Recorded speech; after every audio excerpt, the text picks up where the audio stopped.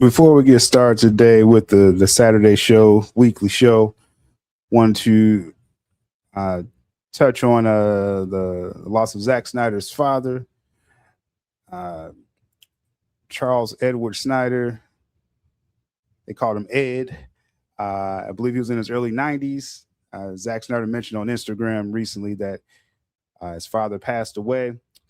As it says here, lost one of the most powerful loves and influences of my life, a man who shaped me, empowered me, trusted me. He worked harder than anyone I've ever known. He loved his family with everything he had, an athlete with a sharp and challenging intellect that constantly inspired me. Can't express how much I will miss him.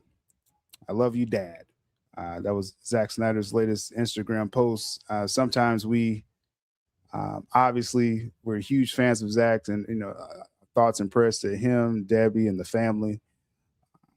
We look forward to his entertainment all the time, and sometimes we're like, when is Zack going to post again? When is he going to post? But we got to remind ourselves of the real life things, and definitely, Zack. Obviously, we hope he's takes all the time he needs, because right now we're looking at the things behind the scenes with the Paramount deal, Warner Brothers deal. So we know Zack's stance as far as wanting to do more DC, and if he wants to take a break from social media, I'm all for it.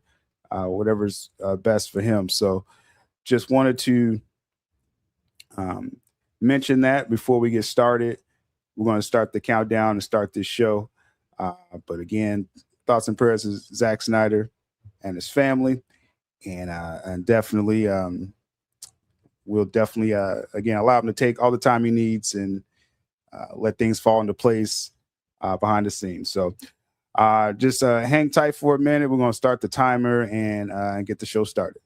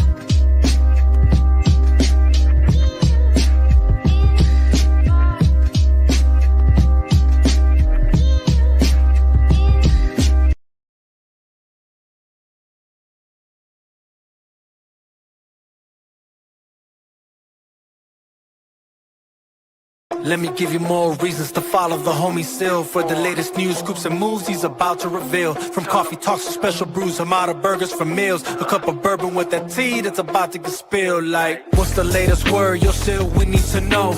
Tell us what you heard, yo, still, we need to know the ins and outs, who's walking out, buying in. We need to know your thoughts on what's new, what you do to stream a hell of a show. Let's go, take out your pen and paper, sit down and take notes. Still is the realest among imposters, scavenging cutthroats. So, what's the latest word, yo, still, we need to know.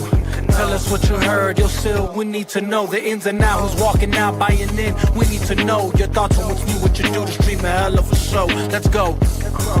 One of a show. Let's go. Between DC and Marvel, they both have a startle. Disney's moving finicky, let's not mention Star Wars. All these movie execs be drunk off their power, disconnected from the fans in the ivory towers. What's the latest word, yo, still, we need to know. Tell us what you heard, yo, still, we need to know the ins and outs, who's walking out, buying in. We need to know your thoughts on what's new, what you do to stream a hell of a show. Let's go. When they keep making the same mistake, that's what you call insanity. They can't even acknowledge their self-inflicted calamity. What's the latest word, yo, still, we need to know. Tell us what you heard, yo, still, we need to know the ins and outs, who's walking out, buying in. We need to know your thoughts on what's new, what you do to stream a hell of a show. Let's go. One of a show, let's go. Scoop Senator, Coffee Talks, also covering analytics, making his own reviews, cause it's always been the critics. They clout chasers, money driven, repeating the latest gimmick. Come over to Still Nation where true vision is given. Listen, what's the latest word, yo, still, we need to know. Tell us what you heard, yo, still, we need to know the ins and outs, who's walking out, buying in. We need to know your thoughts on what's new, what you do to stream a hell of a show. Let's go. Let's not forget Mikey's son, always special to the crew from day one when him and Sil got together for special brew. What's the latest word, yo, still, we need to know. Tell us what you heard, yo, still, we need to know the ins and outs, who's walking out, buying in. We need to know your thoughts on what's new, what you do to stream a hell of a show. Let's go. One of a show, I guess I'll finish on this note. When the niggas go flip mode, they turn gremlins, I'm gizmo. Come from my people, my kinfolk. For them I ride for and kill for. With this till I'm skillful, it can really escalate till it all goes abysmal. What's the latest word, yo, still, we need to know. Tell us what you heard, yo, still, we need to know the ins and outs, who's walking out, buying in. We need to know your thoughts on what's new, what you do to stream a hell of a show. I'm a watchman, forever vigilant, steady watching and listening, disciplined, militant, killing these dudes that started visiting. What's the latest word, yo, still, we need to know. Tell us what you heard, yo, still, we need to know the ins and outs, who's walking out, buying in. We need to know your thoughts on what's new, what you do to stream a hell of a show. Let's go. One of a show, let's go.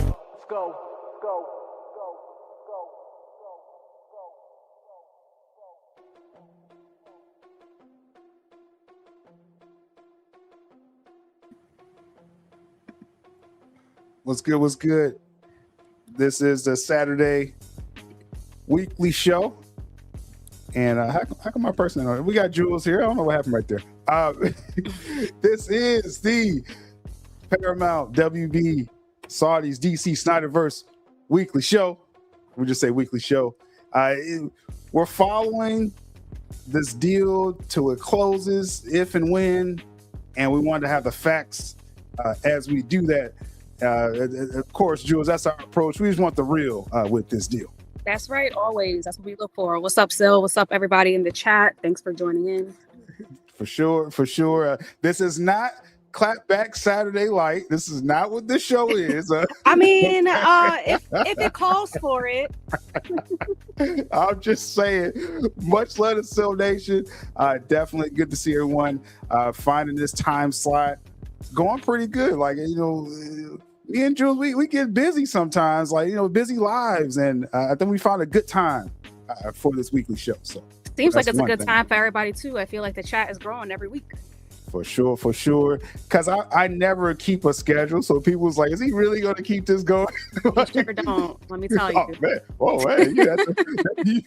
You just chimed in real quick with that. But much love to Sil Nation. JT, I see you in the chat.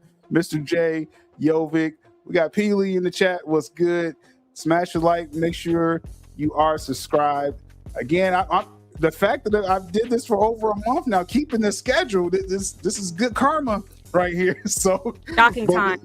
But we definitely need y'all to keep smashing the like, continue with the comments. That helps the whole YouTube algorithm. So if y'all liking this slot, definitely support it. Much appreciated. Got Jules in the chat. Bad Beast, what's good? VEGA, that's the man behind the anthem. Alex Clark So everyone's getting in here. Everyone's getting in here. So we got some interesting topics today.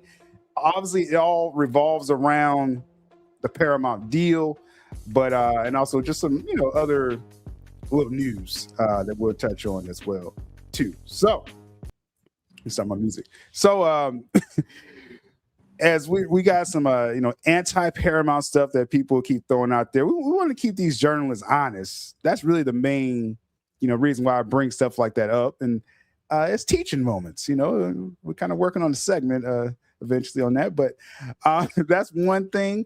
And also too, we have real quick, I'll just shout this out real quick. CinemaCon is coming up next week. Just want to plug this real quick.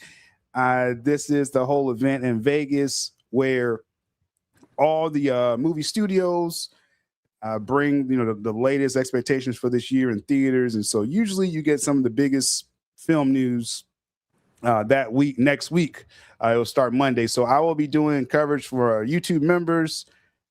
So after the Monday show, I'll have my coverage on Tuesday, and Tuesday show Wednesday. So just the next day I'll have the information up. And we're expecting, you got Sony there, Warner Brothers, Disney, everyone's going to be there, Jules. And a side note, Warner Brothers said they're going to highlight Supergirl, so this may be a big moment for them. Well, they got to do something. They need some good publicity. I don't expect them to do anything too big, to be quite honest. Not at CinemaCon. But I do feel, though, it would be like some clips. Like people are saying, you may get an Avengers, the first look of Avengers. Disney may bring that. Okay. Spider-Man, Sony may bring that. So, we'll check that out. I'll definitely be talking to y'all about that next week. So Phil will be on it. I'll definitely be on it. And I said, we may get some cool stuff. Sometimes they sometimes they screen entire films there. A couple years ago, because this is so CinemaCon, these are all the theater exhibitors, theater owners around the country, and everyone's converging there. And they showed like the entire Flash film. Now they showed it to everyone a couple years ago, but that's just an example. They will screen an entire film at times. So we'll see. We'll definitely see. Maybe they'll just show Supergirl. Maybe this is what they'll do. I don't know. We'll I highly doubt they'll screen the entire film. I mean, might as well get people to watch it, but we shall see. Now, before we get to our entertainment news, I want to touch on something that's just pretty cool news. The Artemis 2, just briefly, the NASA program, they sent up a crew of 4 people to take shots of the moon. They didn't land on the moon. They planted Artemis 3 to land on the moon. Just as a growing up, we liked, at least I liked, looking in telescopes and weird stuff like that and stars and they haven't went to the moon since the 70s. So this is the first time in our lifetime that they actually, it was most of our lifetime, that they actually did that. Yeah. And so pretty cool. And just, shout out to the crew. It's a cool thing online. People are like, they're like the real Fantastic Four. That's one thing I liked about the Fantastic Four film, that they had the whole traveling to space thing. So just shout out to Artemis 2 and NASA. Keep doing cool stuff, overall. So just wanted to touch on that. We got a nice shot of the moon. This is cool to me. For the nerds out there, I like stuff like this. No, they got really nice pictures of all the planets and the moon. Mm-hmm. Yeah, so good stuff. And pay attention at school, y'all. It's cool stuff. So anyway, wanted to touch on that briefly, but before we get to the Paramount stuff, there is, we know Netflix was the first company that had, a shot to get the company, and then they walked away, got $2.8 billion. It seems like they made out pretty well with that. But there's a stigma around Netflix recently that is kind of getting disturbing. These prices, keep going up, and finally, a country pushed back. If I have the shot of it, I think it was Italy. Let's see, do I have that? Yeah, here we go. Yeah, I think it was Italy. Yeah. Just according to the report here, Italy has declared that Netflix recent price hikes from 2017 to 2024 were illegal and enacted without proper warning for customers. Because that's one thing too, is like, it's not even about, okay, sometimes prices go up or whatever, inflation, whatever people want to blame for it. But Netflix just comes to like, yo, the price is raising. Like, there's really nothing you can do about it. Mm-hmm. It's going to be like $30, I think, once this latest price jump goes in. I guess like this is kind of interesting that a country has actually pushed back. Yeah, somebody had to. I mean, there's one thing is, fair market. It's a fair market, you choose whatever the price is. But at what point does that reach into the territory of price gouging? And that seems to be what Netflix is creeping into doing every single year.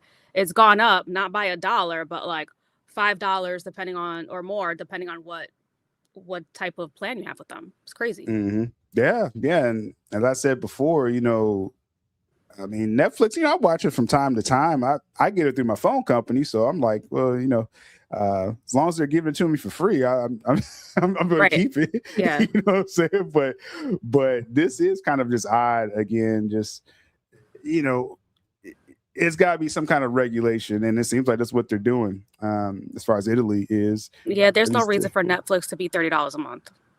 That's crazy. Because, again, I don't watch it enough. Like, I think they got like baseball. I mean, they've been doing some cool stuff, getting live sports. They have live sports. They have WWE Raw every Monday. They're working on doing a lot more live events, but still $30. That's crazy. Yeah. And I really think their marketing of their sports needs to be better. Maybe, I mean, I think you keep up with WWE more hardcore, so you know when that's coming on every week. But like their baseball coverage, I was just like, when can I find the games? Yeah. The Yankees had their season opener on Netflix, and I did see it. The broadcast was okay. Horrible scoreboard, or what they call the score bug. I don't know who designed that, but it was god awful. And then they also missed the first ABS challenge, which for people that don't follow baseball, now they have robo umpires, which basically like you can challenge whether it was a ball or a strike.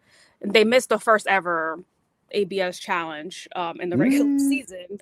Wow. They wanted to go to cut over to some stupid interview with, I think, a manager or something. It was really dumb. Wow. So that was an L. Yeah. That was another L for Netflix in 2026. Missing out on history. Yep. I'm just saying. So, I mean, hey, they do got to polish up their sports coverage. They do.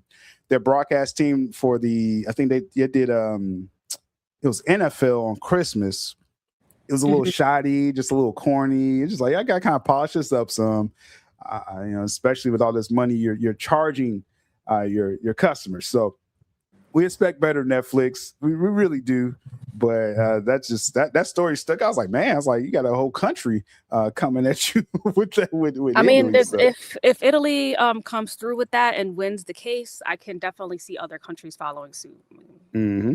Yep. We can't let this get out of hand. And this is another reason why we were talking about this for months. Like, God forbid Netflix did win the deal with WBD and bought that. Like, if they're about to go to $30 without, any major brand under them, imagine if they did have WBD in its entire library. Like, we were joking around about $100, but if we're getting Netflix for $30 with like nothing to show for it, and barely any live TV, imagine if they actually had all these IPs under their streaming platform. It'd be over $100 a month, easily. I would have to start off. I think they would have been like, 75. Until off the bat, we and really it'll go integrate. Up every year. Every year. By year 3 or 4, definitely $100 at minimum.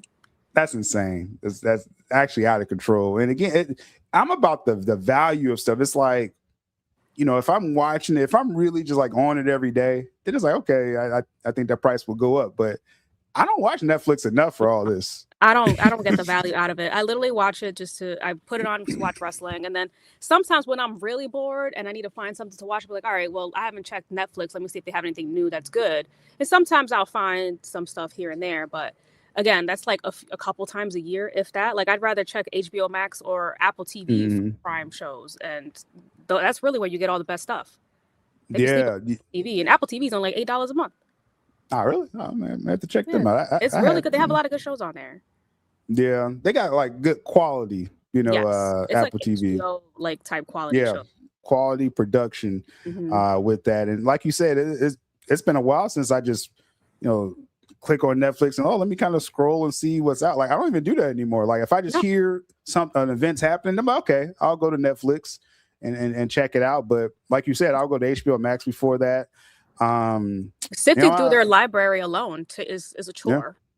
Yeah, I don't know if they must have changed the interface or something. They did. Because like a year ago, they changed it. Yeah, everything is like bigger. Easier process. Yeah, everything is a lot bigger now, so you can't really see as much. So you have to more clicks to get through stuff. They should HBO Max and all these other streaming platforms. What they do well is they're good at grouping things into categories, which is easier for you to sift through their library. Like HBO Max has such an abundant library, and I don't have a problem finding stuff, unlike with Netflix. Yeah. So I mean, I'm just saying, Netflix. We just want you to do better. That's all. It's like people may think we're picking on Netflix, but I mean that's a real story. We just showed you. So everybody has these complaints. It just takes one quick search on Twitter. Let's search up Netflix, and all you see is probably complaints. Yeah, that just is what it is. Out here in this media space. So, going from Netflix and again knowing that they lost on the bid, right? Is that $1 more a share just totally priced them out? I mean, it's weird to even say that out loud, Jules, that they were so confident with their bid, and now of course it's not just $1. That was like it's like billions. It's being like billions of dollars. Yeah, but I mean, well, still really you and I them out. Yeah, we did the back of the envelope type math and just using AI to get some of the data points and all the articles. So we kind of just pieced the story together. And when we realized, there was so much publicity or bad publicity towards Paramount getting 40 to 50% debt on this deal. Meanwhile, Netflix was most likely going to be 90% debt at least minimum, because they only had $10 billion in cash reserves. So where were they going to get this 30 plus billion to pay for this? See, that's that because it seems to be a misconception out there as far as Netflix worth as opposed to the cash they have on hand. And they're not going to liquidate their own stocks. Let's be real. That's what people was acting like. They was they worth so much. I think I'll have the number in a second here, but it's like they were just like, okay, their market capitalization is over $400 billion. So people just think they just had that in the bank. Like, they got $400 billion. No, that's not that's not how they it would works. most likely have to borrow money against that worth if they're not going to actually liquefy their stocks. And that's what they were going to do, right? We looked it up where they were going to borrow tons of money. Now, when you borrow this money from banks, and it's just we're just talking a little business here, y'all, but you have to pay that back. That's debt. If they loan you it's not $60 free billion, money. You got to pay that back and with interest. So people, So they might be paying I don't remember what the number was. 32 billion, I think it was, something around there. Their interest rates, of course, with that big of a number, it's going to be better than the interest rate that we would get for a small business loan, which would probably be within the teens. Their interest rate would probably be 5-6% or something like that. But those are hefty payments, and 5% on 30, we're talking billions of dollars. The banks were going to make out. Of course, they always do. But let's not pretend Netflix had all this free cash flow, free flow of cash that they were going to use to acquire this company. That was not happening. Yeah, and again, I know there's a lot of novices out there talking about this deal and thinking, again, Netflix is worth so much, it was going to be no debt. That's a very ignorant comment. I mean, again, if you borrow money, you have to pay it back. They were borrowing again. I think it was 50 or 60 billion. They, as opposed to the Ellisons, Larry Ellison, deep cash, deep pockets. They could have other businesses. Exactly. Larry Ellison, again, that's Dave Ellison's father, worth about 200 billion. They literally could have just bought the company. He could have. Now, again, that's a rule. When you have money, you don't use your own money like that. You have partners coming in and to invest with you. And then they borrow some money as well. And it's a story out there that they actually have even less debt. They thought it was going to be 54 billion they were going to borrow. Now it's under 50. So the whole point, Paramount actually had the money on hand if they needed it. Netflix, like you said, we had to liquidate. So, the brand, the WB brand would have been a lot more secure with Paramount than with Netflix. Netflix was putting it all on the line for this deal. I'm sure they had big aspirations for and big plans, but at the end of the day, is it really worth them penny pinching on these IPs and like really needing to hit, crazy numbers? And that, again, that just goes back to they would definitely have to raise the prices, because how are they sustaining this? Yeah, and also too, when we're talking to business, the stock market, Wall Street reflects. They didn't want it. As far as how healthy a deal is, and Netflix stock plummeted. And this is one of my regrets in my recent years, is that I didn't buy Netflix stock. Like it was down to $70. That's the first time in years. As soon as Netflix pulled out of the deal, the stocks are back up to over 100 per share. Again, just showing that Wall Street wasn't feeling it, but we see the opposite with Paramount. Now, let's kind of get into the Paramount side of this and kind of give a little update overall with this anti-Paramount propaganda, which it pops up every day for me now. So we got to touch on this. It started off with the Netflix PR machine that was, again, making sure no one knew about their debt deal and just completely shitting on Paramount in general. And it's, become what it is now. And even going back to that, Jules, with Netflix original deal, they were giving, it was mixed with cash and stock to Warner Brothers, and Paramount called them out on it. They was like, okay, this is not viable for your stockholders, right? And then with the stocks falling as well, me as a WB investor, and we got Mr. West Action in the chat, he has WB shares as well. We were losing value. The deal was losing value every day when they were in it. So we were actually losing money. And so Paramount called them out, and they had to switch it to all cash. And that would have put Netflix in even more debt, if they would have went through, with that. So I'm just saying, a lot of people fishy, very fishy. Yeah. I mean, a lot of people had their favorites in this. It's just that always looked kind of weird. But now we know why Netflix really didn't have it, because they pulled out. Now we got this anti-Paramount stuff. It's just some funny stuff every day with this stuff. What is this even supposed to mean? So this says here, okay, the Transformers franchise, it says, has seemingly been proven to be mishandled by Paramount and doesn't bode well for the Paramount Warner Brothers merger.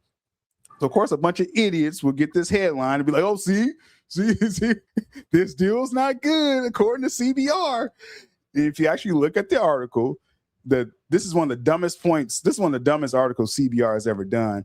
They said, based on previous Transformers films, you got the Michael Bay area, then they did the Bumblebee, then they did that Rise of the Beast. They're saying because of that track record, this new regime under David Ellison won't learn lessons from that. This is all speculation. They're saying because of the former regime, because David Ellison hasn't put out a Transformers film yet. He actually announced his plan to, revamp Transformers. This article is just saying because the former regime of Paramount has not done a good job, we can just conclude that David Ellison is not. It sounds as stupid as it sounds. It is as stupid as it sounds, Jules. It's just clickbait bullshit.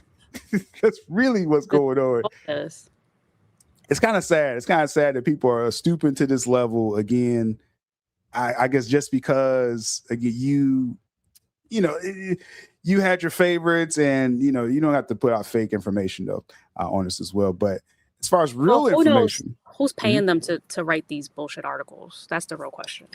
Probably Netflix. If you get $2.8 billion, you can let me just throw you a couple $100,000. You good? It's probably bad as hell that Paramount came and just completely swooped the deal right out from under them, called them out on not being fair to shareholders, blah blah blah. Now they just mad.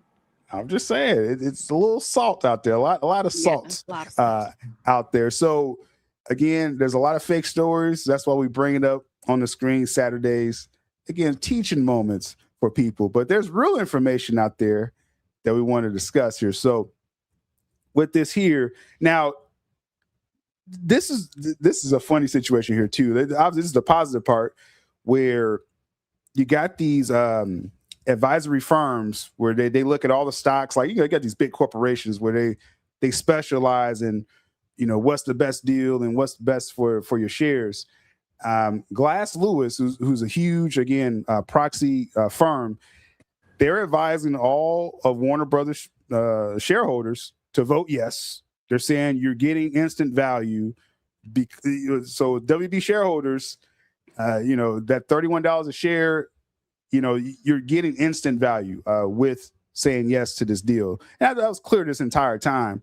But also in this article, they're saying this was a way better deal than Netflix. These are the experts. Again, not no nerds on Twitter who wants their hashtag to win. This is not what this is. This is people who have been, again, studying this, and they're specialized in this field.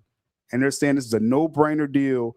Now, it was a no-brainer, Jules, when Netflix was only giving them $82 billion and Paramount was saying $111 billion. Like, that easy math right there.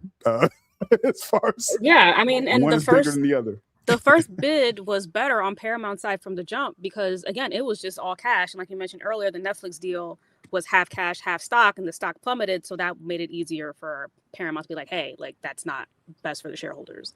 But yeah, this is a no-brainer. I mean, what are you going to say no for? No one else is coming to scoop up WBD. This is the best chance they have to make money and flip this thing. Exactly. And so in this story, though, y'all out there may have seen a different headline that's like, because Bloomberg obviously is like a real business journal. Then there were other, like, I think there was some trades. I don't have the screenshot, and just other like weird people on Twitter. They took a quote out of this and said they are basically people are shooting down as far as, okay, Zaslav, he shouldn't have such a big golden parachute. That's part of this information here. Yeah, people was grabbing that and saying, oh, the deal is bad because they're saying Zaslav's getting too much money. So just to put this in context for people, they are recommending this deal go through, but within that, they're saying, man, Zaslav's getting nearly $1 billion just off of this deal. Yeah, that's not too cool, but the rest of the deal, as far as for you shareholders, is all good. It's just Zaslav is probably some kind of shady stuff with Zaslav. Yeah, like he's basically like earmarked now in the industry. But I mean, why would he continue working after this? He's going to literally become a billionaire. He already has hundreds of millions in the bank, right now. So this would literally put him over the top. He's going to be a billionaire. Yeah, and as soon as this deal closed and he signed off, I think he cashed in couple 100,000 of his the shares that he owned. Right, yeah. So cash out on the front end. He's gonna get the rest on the back end. He's gonna be worth $1 billion once this is over $1 billion once this closes. But again, just the shady propaganda for Paramount. They grabbed that one line about Zaslav and made that the whole story, when the overall story, they're telling people this was a better deal. It was better than the Netflix deal. Take it. Zaslav's kind of shady, but take the deal. That's what they're saying. So with that. Now, with that being added, one thing we've been following a lot on, obviously, the weekly show, and even before we installed this weekly show, was the other investors with Paramount and how that was going to affect the deal. Side note, like with any Snyder fan, you've seen the connection with the Saudis, the PIF team out there as far as with the Brawler film. Easy connection there. Again, any Snyder fan, again, if you're not worried about trending your own hashtag and stuff like that, you saw easily the Saudis connection and you were cheering us on. No one had to tell you to do that. So that's one thing. A lot of people, there was a lot of false news since the deal was signed, where people was like, whoa, are the Saudis still a part of it? Are the Arab nation still a part of it? Is this good for business? Will they pull out? The entire time we knew they were a part. As it says here, collectively, they're putting in $24 billion of that $111 billion. Paramount wasn't going to close this deal without them. So I didn't expect them to fall out or drop out. But now we got confirmation. Jules, for one thing, it's official, the Middle East funds. So you got Qatar, Abu Dhabi, Saudis. Of that $24 billion, interestingly, the Saudis are putting $10 billion. A little extra influence over the other two putting in $7 billion. I'm just saying, I mean, the Saudis. Yeah, I mean, I think the serious. Saudis just have more money. Yeah, I would think. Yeah. Big. So I mean, it's big deals going on here. Because originally we thought everyone's going to do 8. So yeah. Yeah, very true. And at the same time, maybe they're paying more for certain IP. Who knows? it's just very interesting that of all three, the Saudis are putting in more. So it's just more because again, we understand the leak deal now because people are acting like I do want to touch on this. People was acting like when the deal first leaked out. This was December, and I did a video on that, and I was just like, "Yo, like this is interesting, right? Interesting. This leaked out here." Per the terms of the deal, all three of the Arab nations, there'll be small and minority stakes in Warner Brothers. Each would get an IP, a movie premiere, a movie shoot. Now, when this story came out, Paramount totally denied it, right? They said, oh, we ain't doing, it's categorically incorrect. There's going to be a theme today because someone else denied something and were proven false instantly. But obviously, when something leaks out, Jules, they're not going to just be like, oh, yeah, you're right. They're going to deny it till it's official. Mm-hmm. Yep. That's just how it works. Yeah. And so I had people saying, well, this doesn't mean that the Saudis are going to get an IP because Paramount denied that report. But that entire report was literally the Saudis, Qatar, Abu Dhabi would have minority stakes. Now this is confirmed. So I believe that entire leak because they had that right and also the term. And first, that's so random if those terms aren't a part of the deal. There was no reason to put that in there unless you really got that information. That's in the deal. Else. There's no way it's not in the deal. Those Middle Eastern countries would not be doing this deal if they weren't going to be able to get something out of it. They're really big right now into bringing attention to their particular countries because they really want to be looked at as having some like being on par with the West in a way. Again, they do have a lot of money, so they want to have a little bit more sway in the culture and stuff like that. So yeah, I mean, I don't know what this is a big deal about. And at the same time, they can also deny it because they can just be like, oh, well, they don't fully control an IP, but they, have a say in the story or a direction, like stuff like that. Like they'll probably use some type of vocabulary to work around it where it's not like, no, they don't have total control because legally we know that they cannot have ownership over anything or have operational control. And that was part of that leaked report was that they were going to keep the threshold under a certain percentage so that it wouldn't flag, anything regulatory. Right. So, and these recent articles are saying, well, yeah, this Middle Eastern funds, obviously they have a minority stake, but they don't, basically they won't be calling the shots. Well, the leak said that too. The leak was like, oh, they're not here to take over the company. Like they won't have a seat on the board or anything like that. It's just they're investing, and a part of that investment, they'll be able to use some of the IP. That's all. Right. They can't run DC overall. Like they're not going to come in and say, okay, this is what DC. David Ellison's going to do that already. He's going to be saying, hey, So again, it's a lot of disingenuous arguments out there, and people saying, oh, that old report got denied, but then we're seeing again all these things are being confirmed from that deal. So that's just kind of obvious. There's definitely roundabout ways for them to be able to take quote unquote control of an IP without actually having any type of ownership over it. I mean, and that's just like having a studio, being the producers of it, whatever. Like there's so many ways around it. Yeah. And it's pretty self-explanatory, but it just people are so disingenuous on Twitter and they're mad, again about Netflix not getting it, or they're afraid of the possible revival of the Snyderverse. That's people are really that people are nervous about something. Yeah, a little nervous. But I mean, like you said, people aren't disingenuous; they're misinformed. But that's why they should be tuning into our show every week because we just keep it real and tell it how it is. Exactly, and then a part of that now because it was a question mark. People was like, okay, again, are the Arabs really in this deal? Because they really didn't announce nothing after the deal closed. We knew they were still a part of it because of just the numbers. But now that it's out there and it's clear for even Wall Street. As it says here, the Paramount stock has jumped. It went up a full $1 immediately. Now, you stockholders out there, you happy if something raises 1 cent in a week. You got $1 more value instantly. It was like $9 a share for Paramount because, again, with their stock, it was in better shape than what Warner Bros. Was a couple years ago. But with David Ellison and Skydance coming in and buying Paramount, you're taking in this whole conglomerate, And so they're still trying to recover their stocks. As opposed to Netflix, when they signed a deal for Warner Brothers, Netflix stocks dropped. Paramount stocks has only been going up. And then in one day, it jumped up $1 or more. Meaning, again, Wall Street think this is a better deal compared to the Netflix Warner Brothers deal. And that's really the whole point with that. As with the Middle Eastern funds being a part of that, this is only going to go up more in value. And not giving any stock tips out there because I don't know how volatile. Okay, I am not a professional tradesman. I just kind of do it for fun. I know some people say, "Oh, I better go invest my whole my whole savings in Paramount." Just relax a little bit. Yeah, chill. We do not provide any type of financial advice. But this is just showing Wall Street likes the Paramount Warner Brothers deal, and they really like the Arab nations being involved. So that's what that means. Yep. Overall with that. So as we keep Arab money.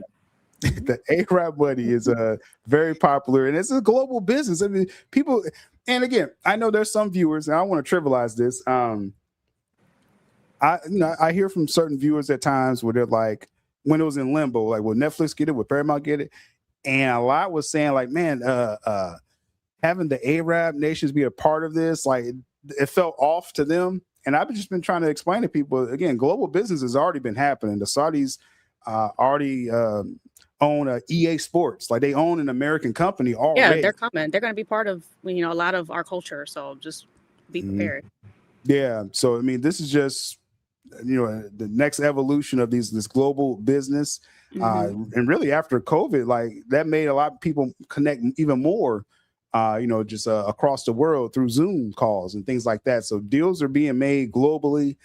Really just kind of get used to it. But again, as we keep saying, this doesn't mean that they're running a company. It's just, you're not going to turn down, if you're investing in something, I'm not going to turn down their $20 billion. Like, no, you want a piece of this? Okay, buy into it. These are the terms, and that's it. That's the whole deal right there. So, it's all good. It's all good with that. Now, so with all these details lining up, and we're waiting for this deal to close. Originally, we thought they was pushing for the fall of this year for the deal to close. It was like, okay, probably like September at the earliest. I kept thinking early next year, but according to reports now, they're saying after the Arab funding was confirmed and fully signed off on, Paramount internally is expecting the deal to close in 3 months. 3 months from now. That's crazy. This is like the fastest M&A process I've ever seen, especially for a deal of this magnitude. Like, we're talking over $100 billion. Like, this is insane, insane speed. All I'm saying with this is home real estate transactions take longer than this. This is crazy. Like, this would be record time. Now, again, this is all expectations. I know there's going to be people like, well, it has to close first. Like, please stop saying it out there, y'all. Yeah.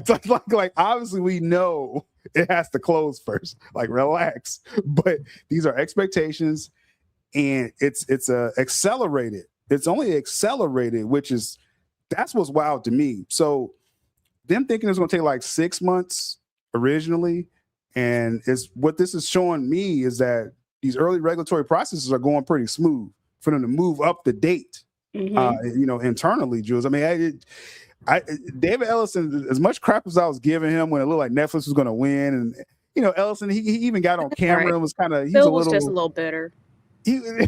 But David was kind of a little shaky on camera. And I'm just like, bro, I don't have a lot of confidence. Like, you better ask your daddy for more money or something. We need to do something here, man. But he was doing all the behind the scenes stuff.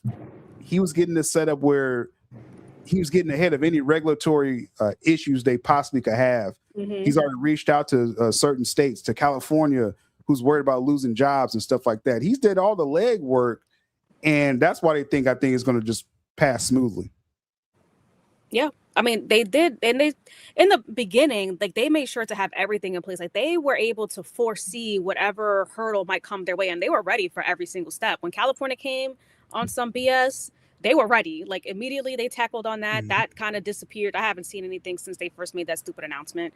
And now we're hearing July for a close date. That's insane. It's absolutely wild. Definitely this is one for business schools to create a course about. It's going to start teaching people how this got done. And just looking for whatever shortfalls there may be. And just being able to anticipate any negatives and being able to tackle it immediately to close a deal as soon as possible. Yeah, I mean, they're taking this seriously all across the board. And now some of these states that push back, obviously, there's some political posturing out there. Obviously, like of all the states that didn't want this, just trying to push back on this deal, you obviously see, is it a blue state? Obviously, California, because of the supposed CNN situation. And again, we won't got to get into that every week, but it makes it, people was trying to get headlines, just like when Netflix was in their little pre-regulatory hearing at the Senate when Ted Sarandos, co-CEO of Netflix, was like, "Oh, we cut Superman. They cut Superman short. They underperformed." Like you had to bring that up. That was some. I'm trying to get the timeline for people. This is what we're talking about. But there was some posturing with that, where you had Republican members, trying to, basically say, "Oh, Netflix is woke. Do you believe we're on free land?" Dumb questions like that. That was Ted Cruz. He's an idiot. But it's like it was posturing right there. You see what I'm saying? And so now that it's on the other side with Paramount, you're going to have, again, Democrats, making headlines trying to say, "Oh, we're not going to, let them, take over." So that's all it is, y'all. I don't get too caught up in that because, this is just business. Everything is just so political now. You just can't get away from it. You can just be on like a random like Twitter or TikTok post about something completely random, and then one of the first couple comments would be like politically motivated. I'm just like, "Oh, come on, like shut the fuck up. Like that's not even for all that." Like, why are you taking really it? And people are still kind of holding to that with the CNN thing. And again, like, why do we care about dying news networks? Like, we don't care. Sorry. Any change to CNN is a positive. I don't even care what they do because like CNN is terrible.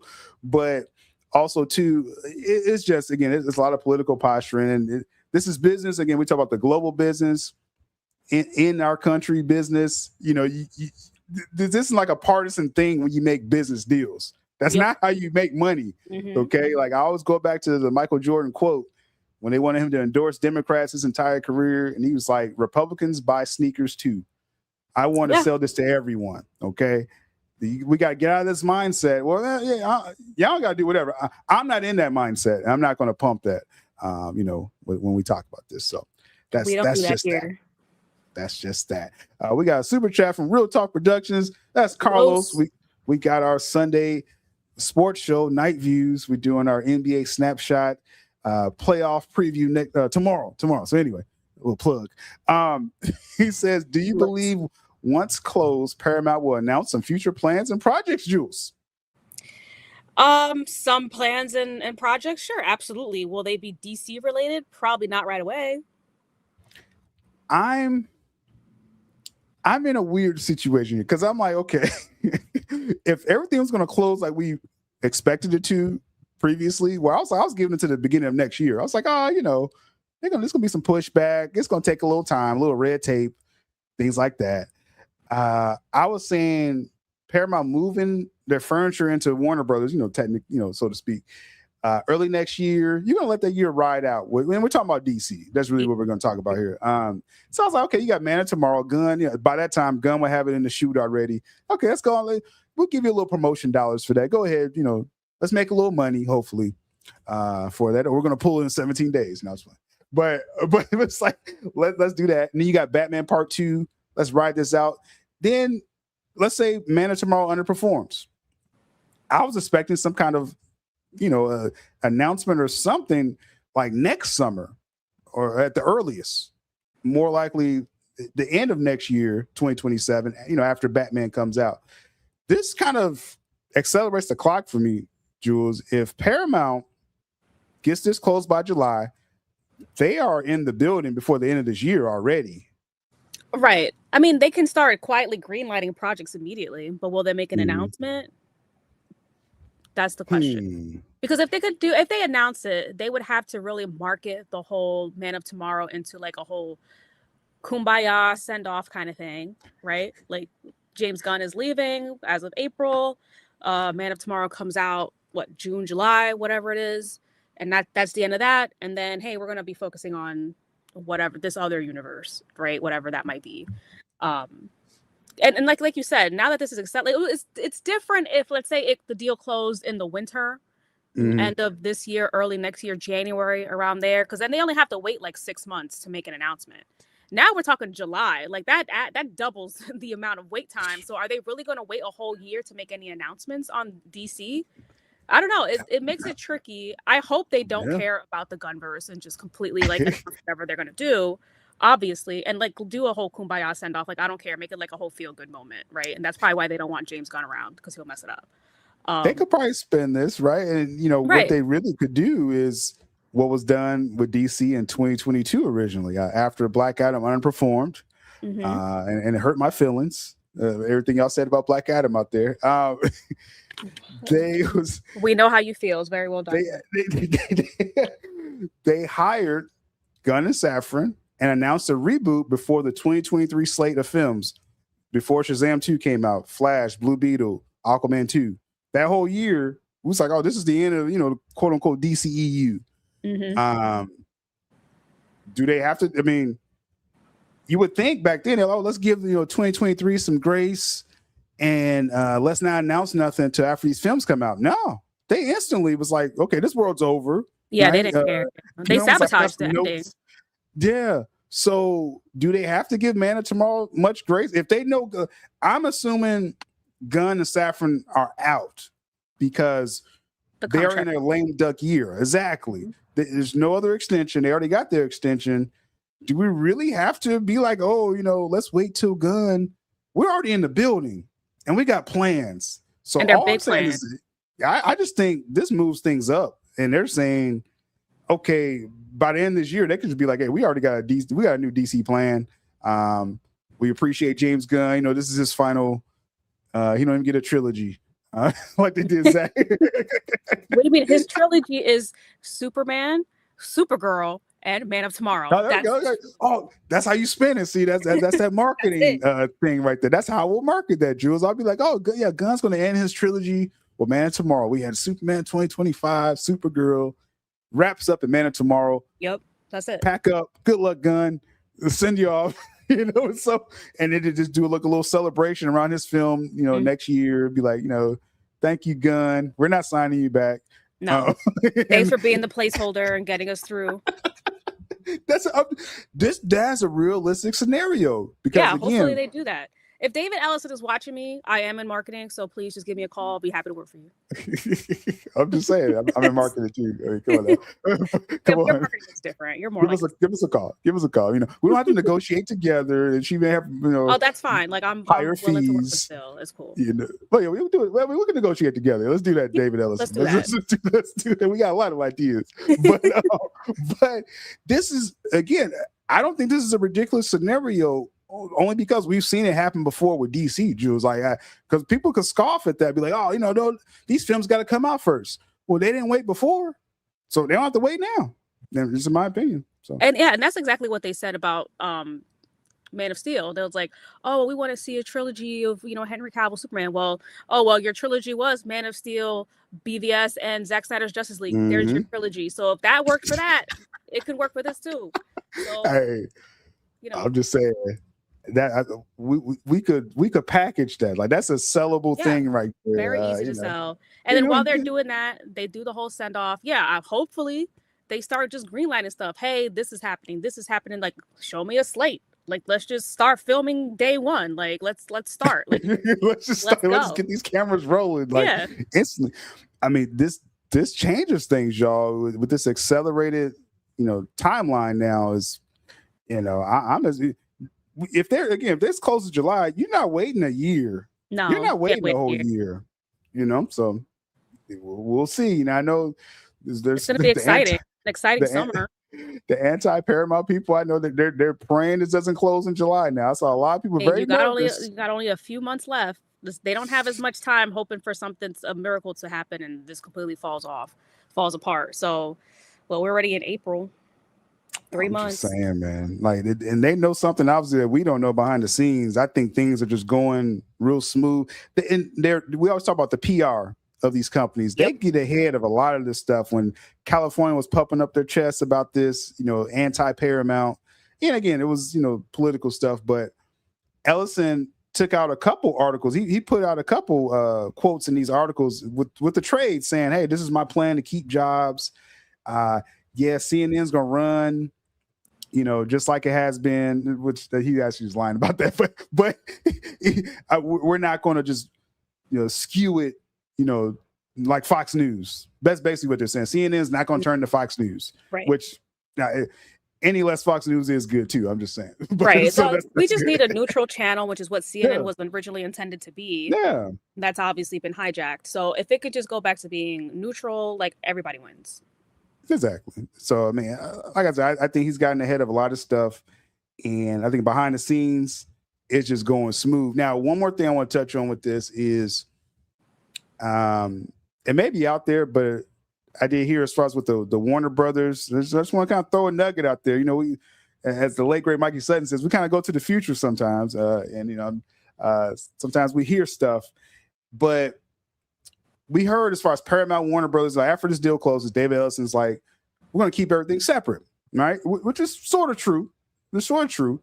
Where Warner Brothers, you got DeLuca Abdi, running that. We know they recently had a contract extension. Well, it was last year. They got a contract extension, and they're going to be there multi-year extension. So they're going to be there at least to 2028, which is an interesting year because it could be longer.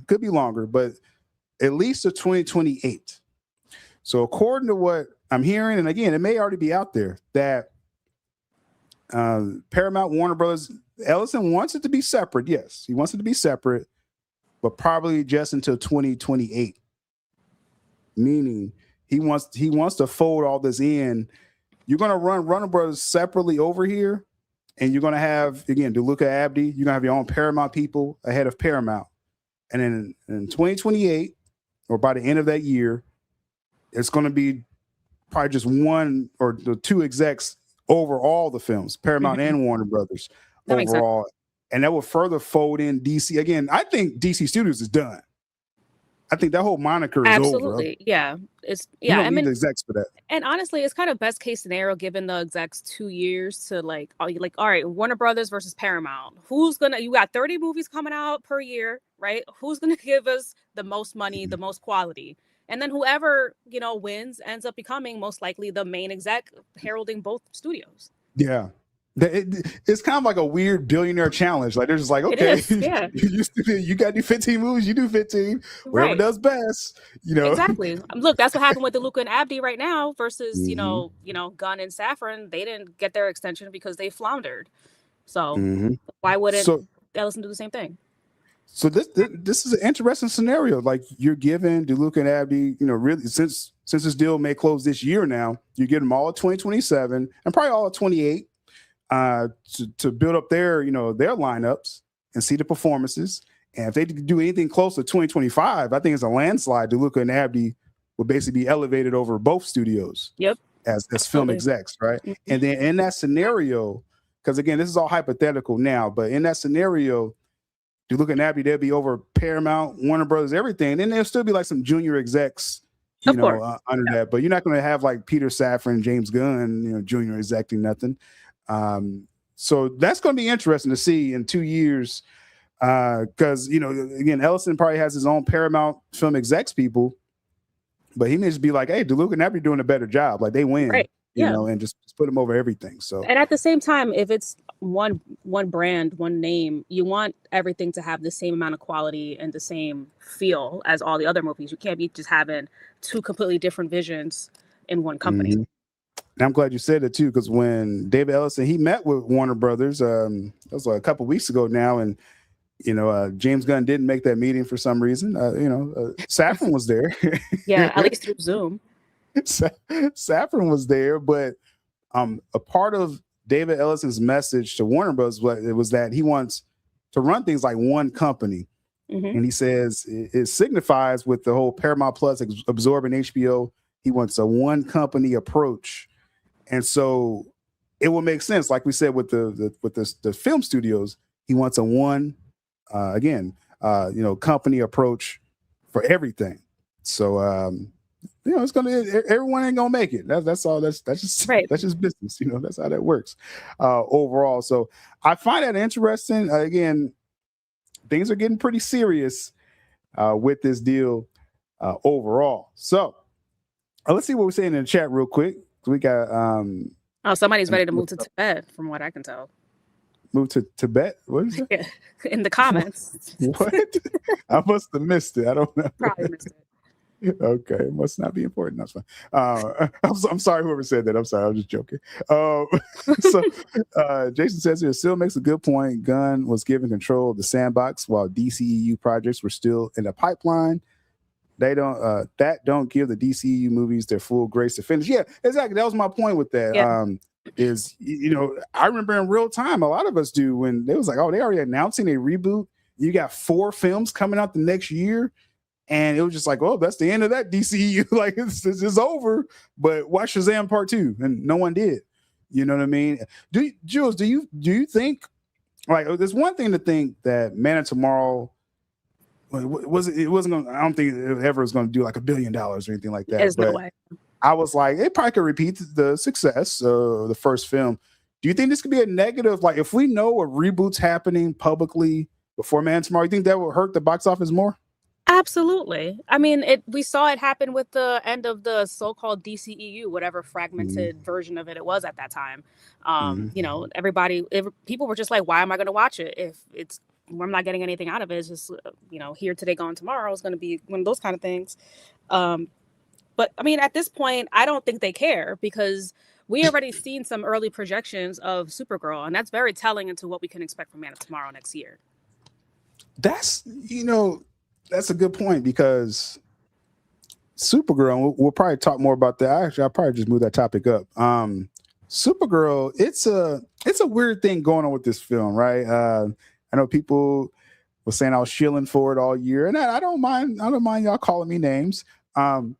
But the anticipation. I think when I saw this, I sent it to you. I was like, look at this. This is kind of weird. Like, okay, now this whole anticipation list thing, it does fluctuate. So just keep that in mind. When you see films like Minions and Moana out of the top 5, is more of a recency thing to it. So if you had a recent trailer, now again, Toy Story 5 kind of blows everything out of the water without any promotion yet. But just usually, if you have a recent trailer, it skews you up to the top, unless you're just crazy popular, like Toy Story franchise is. I mean, we're talking about kids, families. Maybe it's now in your timeline, right? But there's a huge audience waiting for Toy Story 5, right? So just knowing that now, before this list was made, the Moana live action trailer didn't screen yet.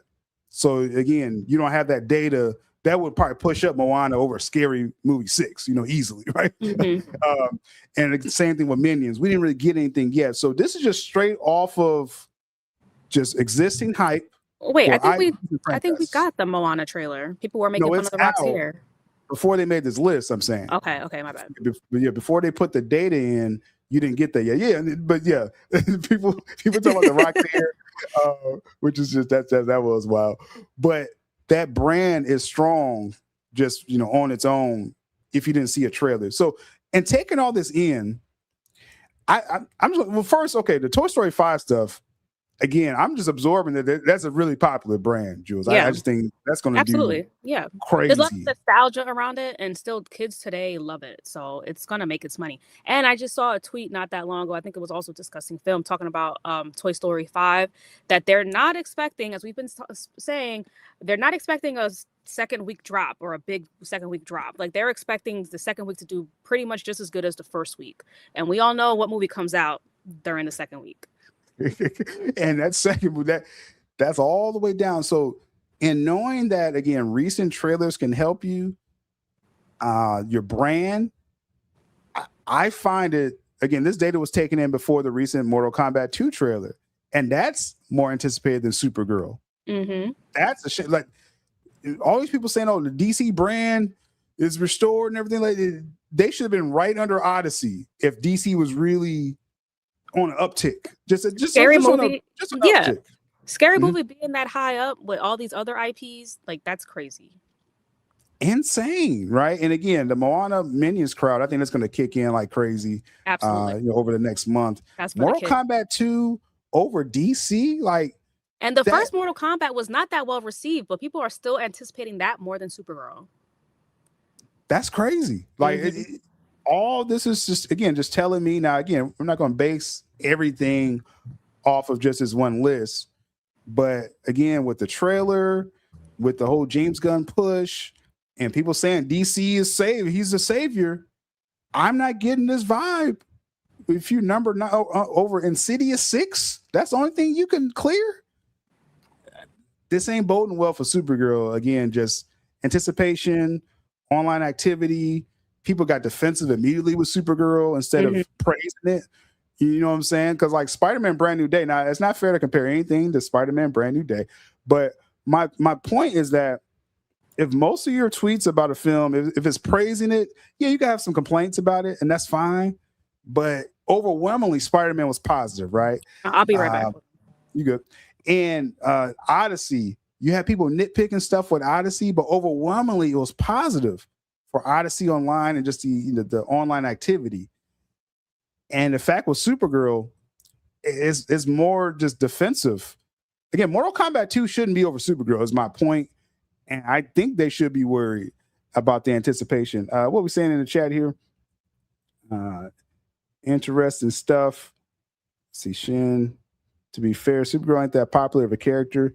Superman is the brand, Shin, but DC is still DC. Like, I'm trying to think, because you see now on the list yet as Avengers, because they haven't really started the rollout for that yet. Obviously, that would have been number one, I feel, overall, but just anything Marvel, I'm trying to think of like just something like I think the Marvels, that film, The Marvels, which actually isn't that bad of a film, but my point, the Marvel brand alone would keep Marvel in the top 5 no matter what. If DC, all this is my conclusion is that the DC brand really isn't revitalized. It's not going back to some golden times just off of Superman 2025. You know, DC, if it's not Batman, it's still not a blip. You know, it's what it's looking like. And so it's like, okay, if Gunn ain't doing Batman and it's his Superman saga, his trilogy, it's not really because Superman 2025, that should be picking up Supergirl like crazy. Absolutely. I mean, just I don't know. I didn't hear the first part of you mentioning this comment or talk about this comment, but the Superman brand itself should be enough to pick up Supergirl. I think that's what you were trying to say. Like that moniker alone should bring people into the theater, regardless of who it is. People just have not resonated with the trailer or anything that they've seen of this movie. Like Crypto can only do so much. Crypto's carrying everything at this point, but it's like, because I can understand if this film, now it would have been a dumb choice if Gunn did this, but if he said, okay, after Superman 2025, I'm gonna make a Hawk Girl film for theaters, then I'm like, okay, Gunn, what are you doing, right? Yeah. So if you're not doing Wonder Woman, which is this is what they should have done, was do the new Wonder Woman instead of Supergirl, because of the brand of Wonder Woman. But if you weren't going to do Wonder Woman, okay, I can get you doing Supergirl, because again, the connection with Superman, man, it's the same shield, right? So that should be some, little recognition for the general audience. It's just the anticipation is not there, I think, just for DC. I'm not blaming just Supergirl, Jules. I'm saying DC just still hasn't really made the real blip. Yeah. Like they can't, like you said, they can't say that it's revitalized, because it's absolutely not. Superman failed to make more money than Man of Steel. Inflation be damned. We don't even need to count inflation. It still made less money. Supergirl is now underperforming. Everything else that they did under the DC brand, Peacemaker had a huge drop off before the finale. Like, people didn't even care to finish that show. All the Creature Commandos, no one cared. That no one even talked about that show. Okay, and then like half of his slate got canceled quietly. So like, the DC brand is probably it's flailing right now. It's probably more dead now than it was 5 years ago before Gunn took over. I'm just saying, and that leads us to the question every week: where are the Gunn movie projects? Right. What happened to Mr. Gold? Oh, I didn't even bring up lanterns. Everybody's just shitting on that. It's weird. The DC brand right now, for all the hoopla people were saying, again with James Gunn and Superman, and you just thought, oh, it's like they restored DC, and just again Peacemaker in real time, that was just terrible press around Peacemaker's finale. Like, and I thought that was the front end of that show. I thought Gunn was actually writing some good stuff, but it's that stigma. He hasn't saved DC. That's the point I'm trying to make here. And where are these movie projects at? This slate, only 40% is getting made. Yeah, if we're judging this off of like fans falling in love with these characters all over again and loving this new universe that they're building, it's a fat F. Like literally regular people, like the general audience does not care about anything that they're doing right now with this slate. Yeah. I mean, and it's about the public, right? You got people online or whatever, the guzzlers, whatever they are, and you want to be in your bubble and think, oh, DC is saved. I keep seeing these dumb tweets by people saying, oh, DC hasn't been this good since the Nolan run. It's like, huh? Yeah, that's crazy. Like, what are we saying, bro? Like, it's delusional, and it's about the general audience. Like, even us as Snyder fans, if BVS didn't really make money, there's no way to spend that, but it did.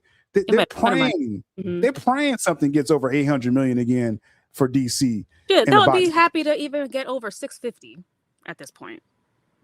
Yeah, because the scenario we're talking about, we were like, if they announce a reboot. Now, again, this is all hypothetical, so I know people are gonna crash out when they clip this, but it's all hypothetical.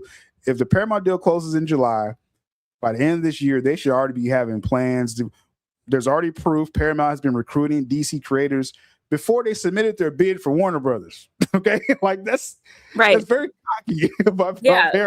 Those were reports going on back in like November, like way before Netflix was even chosen as the winner at that time. Like, I just had a random thought about this whole deal. Like, and all right, so let me just go back and say, Still was the first person to scoop the whole July timeline.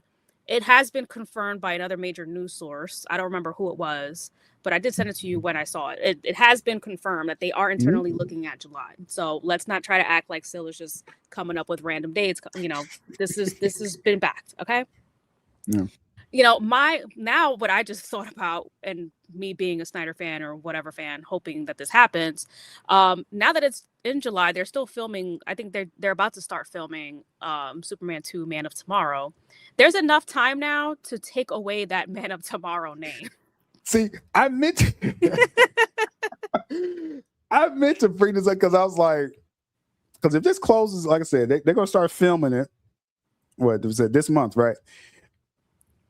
So you think, okay, you're saying the title. You think they should change that? Itself. Yeah, the name. Because there's no tomorrow. There's no more tomorrow. There is no tomorrow.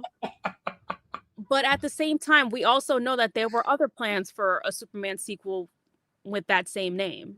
And it was not supposed to go to Gunn. And it doesn't make any sense. If their plan is to, let's say, hypothetically, they're restoring the Snyderverse and Snyder is going to do a sequel of Man of Steel, or whoever is going to be the director. Snyder would definitely be the producer, most likely. They're going to want to continue the Man of moniker because that's what it started off with, Man of Steel. It makes the most sense. It doesn't make sense for them to use Man of Tomorrow for Superman 2. So if that's the plan, got to swap that name out. This is just Superman 2, The Last Frontier, whatever the hell they want to call it. This is wild. JT's wild. But it's like, you raise a good point, though, because when James Gunn, when he was making, at first it was Superman Legacy. Right. You can actually call it the Superman Legacy now because this is leaving a legacy of the shit. This is the end. Bond. Yeah.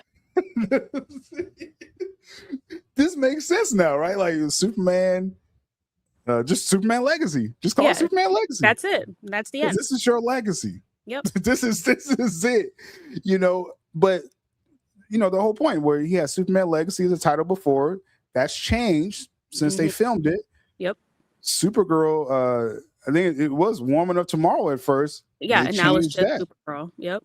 Nice. So I'm just saying, just going off of Gunn's patterns, Man Tomorrow may just be a placeholder name. They'd be like, this Superman Legacy. It's over. This is the name I originally wanted for my Superman. I'm just saying, right. He's gonna be like, he's gonna say, Gunn be lying. We're gonna talk about Gunn in a moment. Yeah, he be lying too much. He be lying too much. Like, even you fans of Gunn starting to pop up in here. Y'all gotta defend James Gunn. Actually, I may get to that now. Let's get to Gunn. Why don't they just go start watching his movies in the theaters? Let's get. Well, that's the first thing. Make sure you watch Supergirl. If you guys are opening weekend. If you're actual humans, go watch and support your boy. Opening weekend, y'all need to watch Supergirl like 3 times a piece. You got to make up for everybody going to see Toy Story 2. Just saying, dude. You can do your double feature, make it like a whole, Barbenheimer. I'm just saying. But instead of watching 2 different movies, you're watching the same one back to back. Y'all want to say he's like Nolan, right? It's the same quality, so there shouldn't be a problem. Just watch one, in 4D. X screening, and then go to the regular screening for the second one. So you just the one with the closed captions. Different feelings overall with that. But I mean, that's just a real thing. Superman 2, no tomorrow, man. Oh man. No way, man. What is going on, bro? But James Gunn, we gotta talk about this because unfortunately, the other day, this was a very interesting article came out, and I did hear some things about this overall story, so I'll kind of inject that as we go. But again, James Gunn lied allegedly. I gotta protect myself legally saying that. This story came out, said Superman sequel testing, and you got the names of the actresses. I don't want to butcher this live, but I knew you weren't going to say that. see, all cap.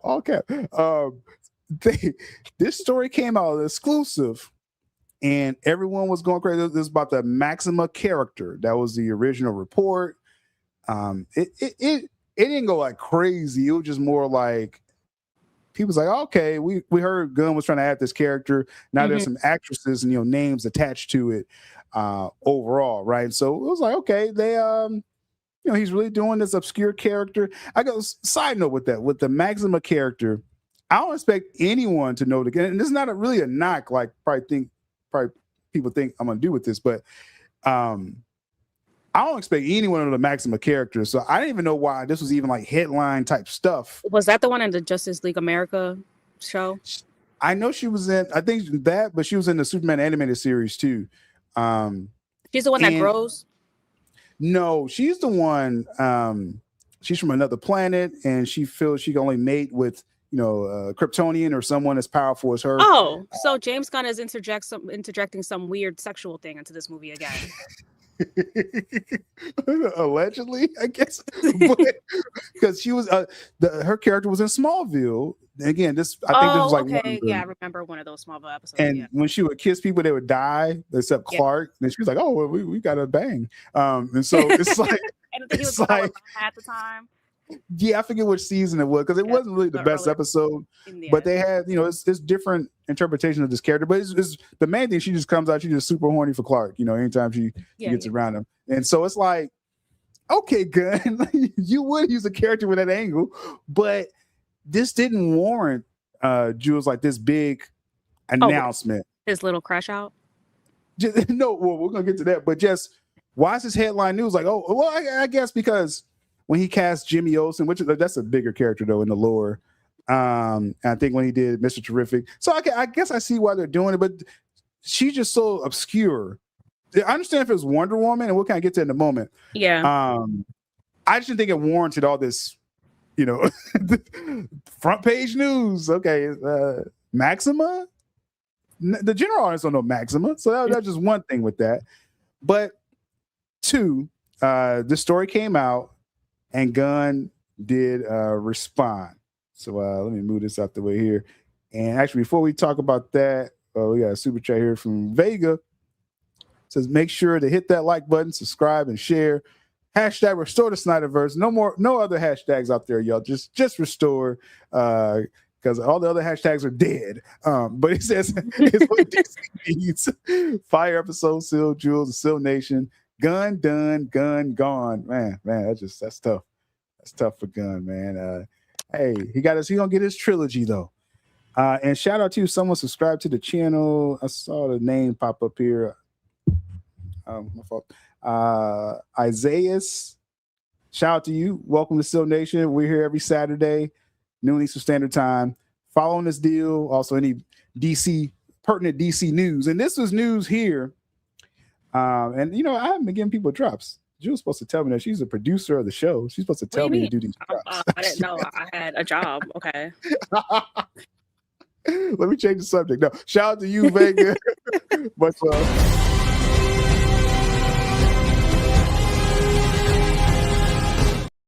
I had to pull that. I forgot they hit me with that sometimes. That was cool.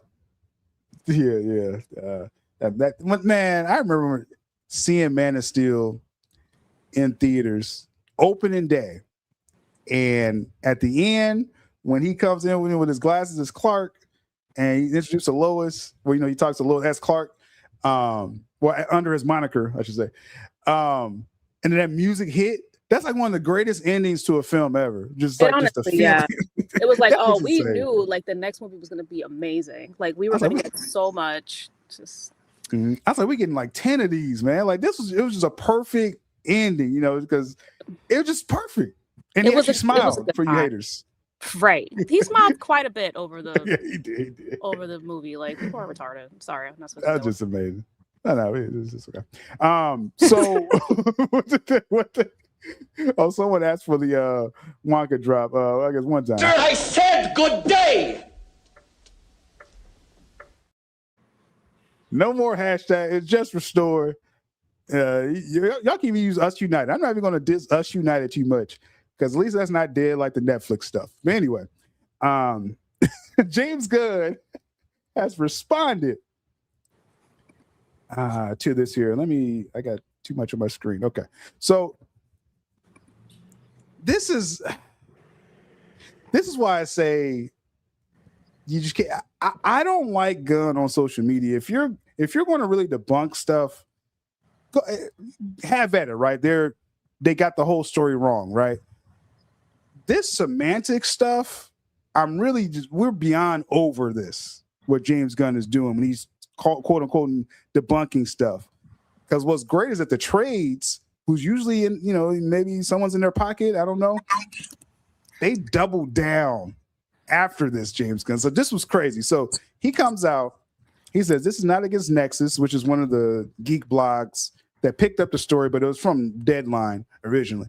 He says they're sharing what Deadline reported, but Deadline's reporting is shoddy and incorrect. Now, I'm going to take this in pieces, Jules. If something is, we know what incorrect means. It's wrong, right? Shoddy is something that's a badly made, inferior quality. So if someone is saying that you got this report and someone is saying it's incorrect, it's shoddy, you would think the whole story's wrong, right, Jules? Like, ain't that what those words mean? Absolutely. And he's literally done this before. I mean, this is right up his alley, and it's unfortunate. And why would you be calling out that's like very unprofessional too, to be calling out a reporter like that. Very weird. But if you're going to do it, if you're going to bring this smoke, they better not be wrong. But they should be totally wrong. So he continues. It's a whole paragraph. He says, he like had a whole crash out here. He says, I've always thought Deadline was pretty thorough in their journalism because he was in their pocket, allegedly. But that's not the case here. So I'm frankly disappointed. Man, again, this story should be totally wrong if you're going this hard at an outlet. They could sue him. No, I'll talk about that in a minute. He says, if someone would have run these names by us, we would have said it's BS. I've been friends with Adria. That's Jason Momoa's current girlfriend. She was in Andor, the dark hair woman in Andor, and a lot of people thought she could actually be the new Wonder Woman, the DCU Wonder Woman. Like, and actually, that was my pick. If he was gonna, if you're rebooting all this stuff, get a good. I think a lot of people assume a lot of those actresses were auditioning really for Wonder Woman because they kind of fit the aesthetic of Wonder Woman. They all have the dark hair, somewhat tanned, olive skin complexion. But apparently, it's just Maxima. Yeah, more on that in a moment. Yeah. So I was like, okay, she's my choice. Like, if you're gonna do Wonder Woman, hearing that she was supposedly screen testing for Maxima, she might as well be an original character. Like, no one knows who Maxima is, Right? But you're not gonna use her as Wonder Woman, which I further just was thinking, okay, there's no way Gunn's doing a film after Man of Tomorrow. If you can't even get her to do a Wonder Woman solo film, there's no way. But anyway, he's saying they've been friends for a while, and he's a fan of the other actresses. The Ella person, she was in Army of the Dead. She was the daughter in Zack Snyder's film, and she's in what was that, Fallout, the series on Amazon, I think. Okay. So she's out there getting work. But that's a little connection to Zack Snyder there. But Gunn claimed he's never met those other actresses. So you would think, again, this story is totally false, and he called out Deadline. Deadline claps back, sort of. I don't really clap back, not like I do it, but Deadline comes back with their story. Says, editor's note, Deadline went through its normal editorial process in a news gathering for today's Superman sequel, Man of Tomorrow cast and story. After a review in light of new information regarding the actors involved, the story is being updated. Now, what did they update? They really just redid what the Hollywood Reporter did, just with different actresses, except Adria is still in it. The one he said, oh, I know her. Mm-hmm. The other names he switched out. The homegirl, again, from the Zack Snyder film, from Army of the Dead, she's not in the running officially. All that was changed in the story was that they didn't get all the names accurately. That's what James Gunn was going back saying. This is shoddy and incorrect, and I'm disappointed. Gunn, this is Cap. Because they are correct. There are screen tests for, and I'll just answer it now. You mentioned, is this really for Maxima? It is really for Maxima. This is not Wonder Woman. So they really are doing screen tests. He really is going through several different people. Now, what could be happening is there could be another female character also in this, which I still don't think is Wonder Woman. Because according to the screen test, all these actresses and their agents, that's what they're told, that it's the Maxima character.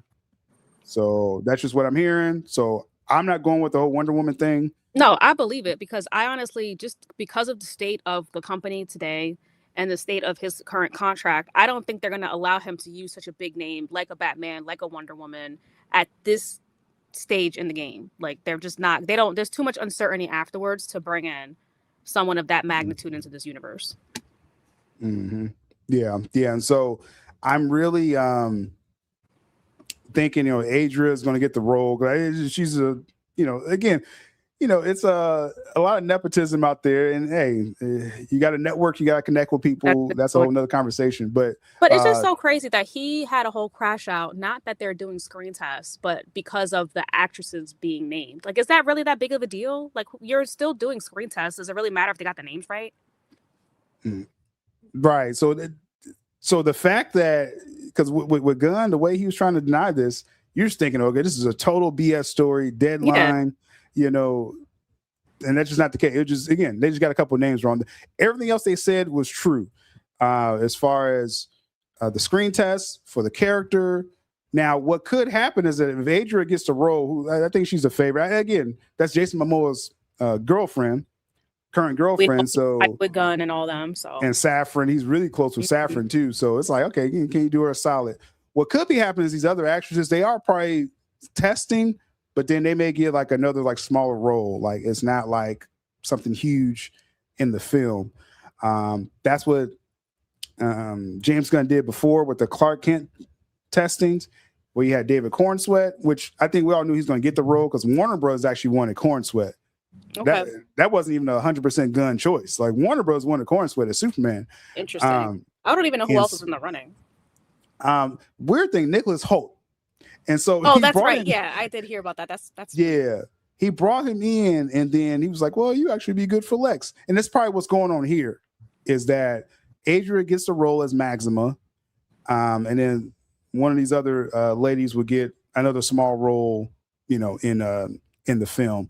But this just doesn't change the fact that Gunn, we really can't trust anything he says online. He lied multiple times. I mean, like when he posted this, somebody was like, "Oh, he lied." I'm like, "Well, water is wet." Like he's lied about everything throughout his tenure, and it's just so funny because he's been so quiet mostly for the past year, but now all of a sudden this is the story that he decides to react to, and to react to it so negatively, so in such a public way. It's just kind of nasty. Yeah, he's obviously stressed out. This is not bode well for his current state of mind. Yeah, this has to be what's going on, because he has not responded to all these, to the Campia report, like, oh, he's going to leave by the end of this year, and all this stuff. He's been really, but you choose to crash out over this, that they got a name wrong, right? It's like, come on, bro. Right. That's, I think we know what's going on. We know the effects of stress. We know just things like that, because this was just, and that's what I was saying before. I was like, this attacked the character of Deadline. Now, Deadline is a trashy trade, just like any of the other ones. I mean, I kind of like Hollywood Reporter over all of them, but Variety's trash. Deadline is, hit or miss. They got a couple shields over there. I think that's why Gunn was upset. He was like, man, allegedly, we was in y'all pockets like all these years, man. Like, what? How y'all gonna come out and leak my story like this? Right. That's what he's like. He this is my about. Final chance, and he already leaking out the big bad villain in my movie. How dare you? Darn it! But so it's like it's just weird, that Gunn wanted to be so vocal online. That's one thing, and he's supposed to be this Feige of DC, right? So Feige's not online like this. No, this is so unprofessional. Like it's uncouth, is what it is. Yeah. And it shows lack of professionalism. This is not the behavior you want to see from the head of your studio. And when we talk about James Gunn's legacy, which will probably end with Man of Tomorrow as things stand right now, his legacy, he came into the door end of 2022 saying, oh, DC is a fractious brand, and we know you want the air cut, but nah, out of here with that. Like, we ain't doing no air cut. I was like, dang, good. Like, what? Are you trying to repair the fan base? And the story got out that he told David Ayer, let me get a couple films out first, Ayer, and then we'll look at your Ayer cut, which proved to be one of the biggest mistakes. Gunn came into the door, again, 2022, you had the 2023 slate of films, and then he started shooting his Superman, I think it was 2024. Haircut should have came out a couple years ago, is the point. That could have gave Gunn a little grace with the shifting, in regimes.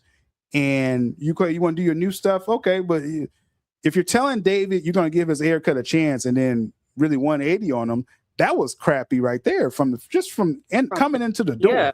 Honestly, like James Gunn came in through the door when he got that position with his chest pumped up, with this high, like he's the boss. He has all this power and influence now over DC.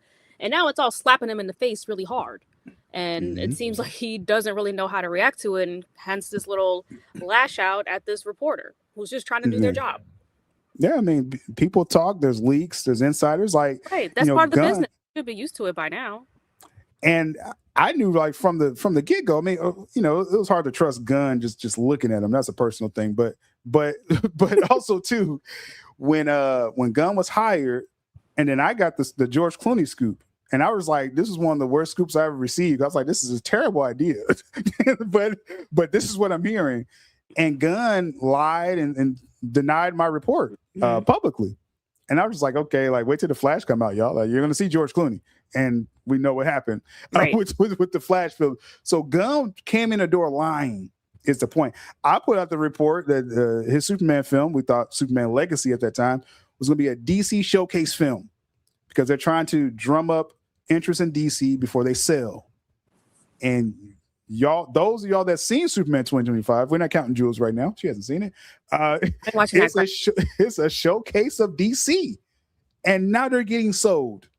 So all I'm saying is that Gunn has been dishonest his entire tenure. That's his legacy to me with his DC, is that you really can't. He denied the Ultraman leak. Someone came out with a story and shout out to them. They nailed it. Said Ultraman's in the film.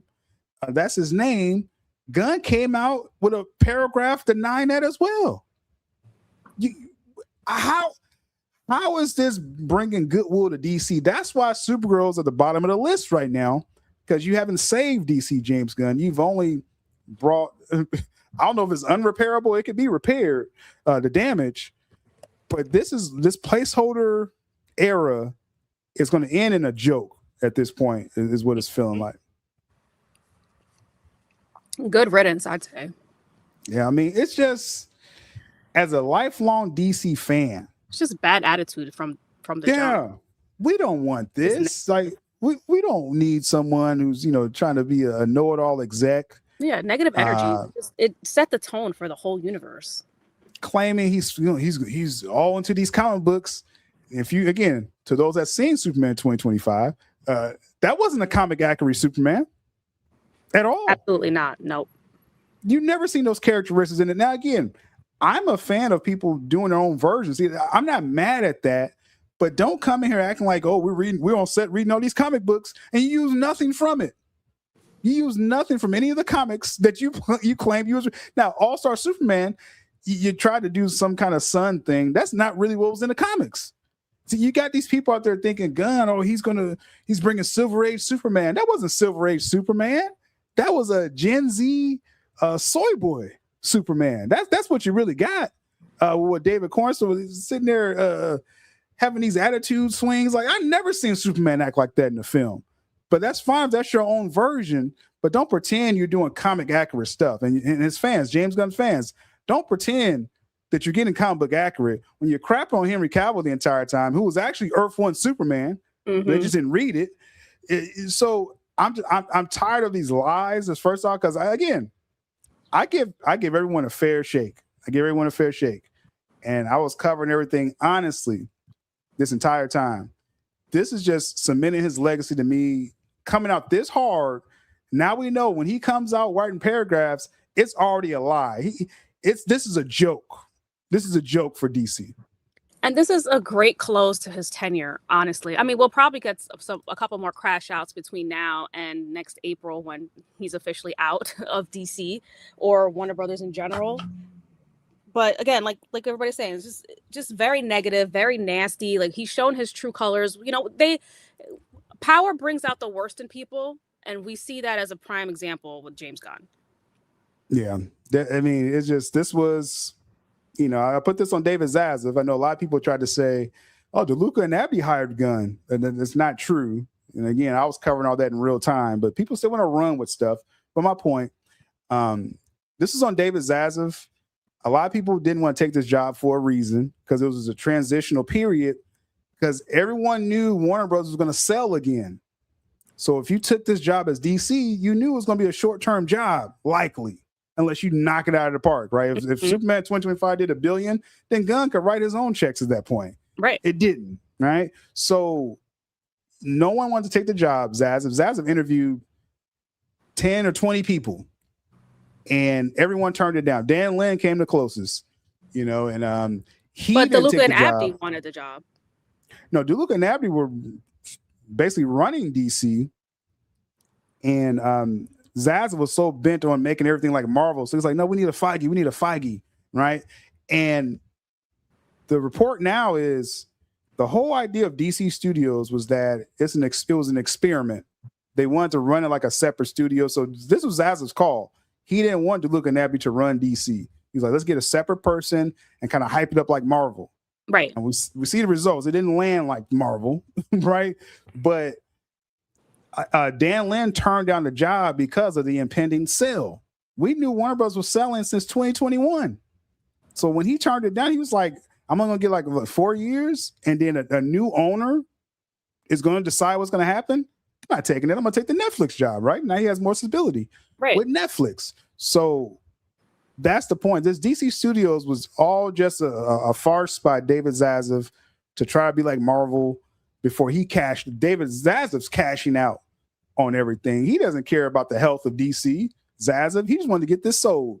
Now he's getting $1 billion to walk away. Who cares where DC is at? That's what Zaslav. One thing's for sure. The one person that's not having any trouble sleeping that night is Zaslav, because he's about to become a billionaire in a couple of months. And that's all. This is what it was all about from the beginning. With the late great Mikey Sutton, we talked about this the week they announced, the day they announced the Discovery buying Warner Brothers in 2021, May 17th, is they were like, we were hearing immediately that Zaza wants to flip the company. People was like, man, they just bought it. What do you mean? You know, again, we come from the future. That's just what it is. Like, we knew this was going to happen. So again, that's why DC, you couldn't get a healthy hire to run DC, because they knew this was all just a placeholder universe, you know. And what Gunn has done, though, he could at least did something to, you know, give some kind of legacy to his DC run, because it's just been a bunch of lies. It's been underwhelming. I'm not expecting a lot from Man of Tomorrow, because now I know the type of DC film James Gunn is capable of doing. It's not going to be epic. It's going to be a goofy brainiac and more crypto, I'm sure, Jules. It just, I'm tired. This whole thing, again, you Gunn fans, I don't want to defend him all the time. This leaves a bad taste in my mouth just for co-head of DC is openly lying like every time. I'm tired of this, man. I mean, I'm sure he's really stressed out too, because he knows he's never going to get ahead of any kind of studio job after this. This is his one chance, and he blew it. Yeah, it's a wrap. It's a wrap, and I think David Ellison, you know, this is business, so it's like, okay, you know, I don't have to fire you, but I'm not going to renew you. You know, so it's as simple as that. We see it in sports all the time. And you know, I don't think so. With this Man of Tomorrow, and again, we know the contract situation. That's just the wildest thing I've ever seen as well. You just get this man 6 months, and it runs out before his film comes out. Like, that's such a slap in the face. Like, how do you like? Zaza does not care. Zaza's like, bro, that is not a vote. Your exec job is over months before your film comes out. But, you know, go ahead and promote your film. And so this is my scenario now. Now that we're here in Paramount could, you know, possibly close this summer, I think we're going to know before Gunn's contract runs out of like either a new DC plan, someone new installed, or something. Because the contract runs out in April 2027. You got this 3-month gap. Well, who's going to run DC? These questions have to come up, right? So I think David Ellison is already going to have either a DC person in place, or DeLuca and Abby are just going to take it over before Man of Tomorrow comes out. That's just what I feel now. Yeah, that makes the most sense. I agree with that. Yeah, so we'll see what happens with that overall. But that's just, and like I said, just something that really irked me with that entire story. I just like, God, like that. It's not a good. It's not. It doesn't build confidence. And again, I'm speaking as a DC fan who I accept Burton did a run, Schumacher did a run, Nolan, obviously Zack. I'm fine with different creators. Again, giving Gunn a chance, like just do something special, man. His DC's not special. It's like, why did you put so much energy in the Justice Gang? Like, this is kind of a joke at this point. Yeah. You know what I mean? Like, what? So you're not doing Justice League at all. This is the Justice Gang. This is already a living, breathing DC world. And you thought that was a hot idea, naming it Justice Gang? Like, come on. Somebody posted, like, he just likes seeing his initials everywhere, the JG. That's probably what it is. That's probably what it is. We know he's a bit of a narcissist. Like, they wouldn't be a surprise if that was the case. It's a joke. Like, and again, it didn't have to be like this. That's the point, is that I was giving Gunn obviously more credit, way too much credit. Gave him a lot of made the Superman.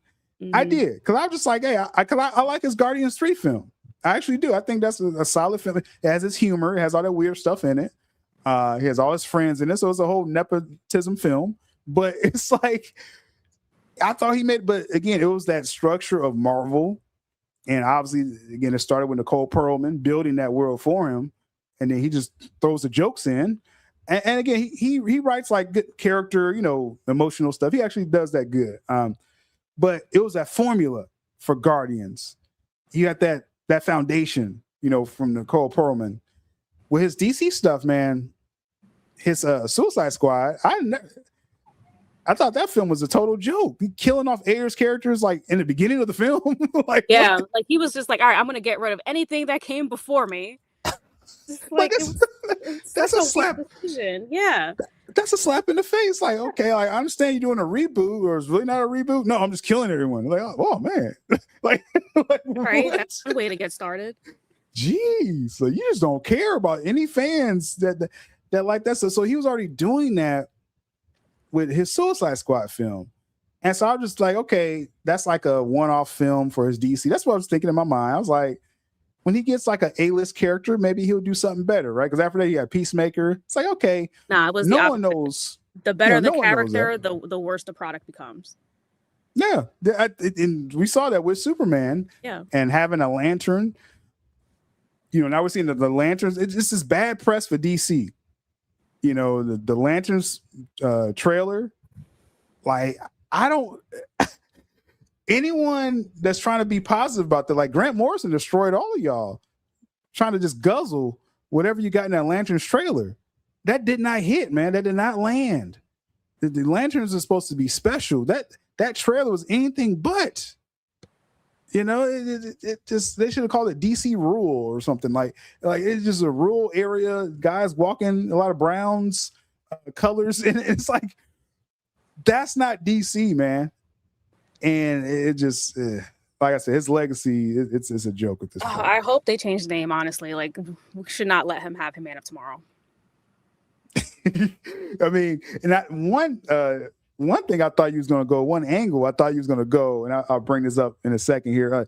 In the chat, last minute comments and questions, throw it in the chat. We're about 2 hours today. We ain't going to do 4 hours today. But I thought originally, Jules, you was going to say, okay, if this deal closes by July, you could just tax write off Man of Tomorrow. I wish they would. I mean, I honestly would just get rid of it. But I understand also that they do have, and I kind of said that to you jokingly, oh, they could do a tax write off now. But no, they need something on the slate for 2027. And I think that's really the only reason why they won't do a tax write off, especially with a movie this big. Like when they did the tax write off to Batgirl, like they made such a big deal about that movie that looked so bad, right? Like, so imagine if they did the same thing to Superman.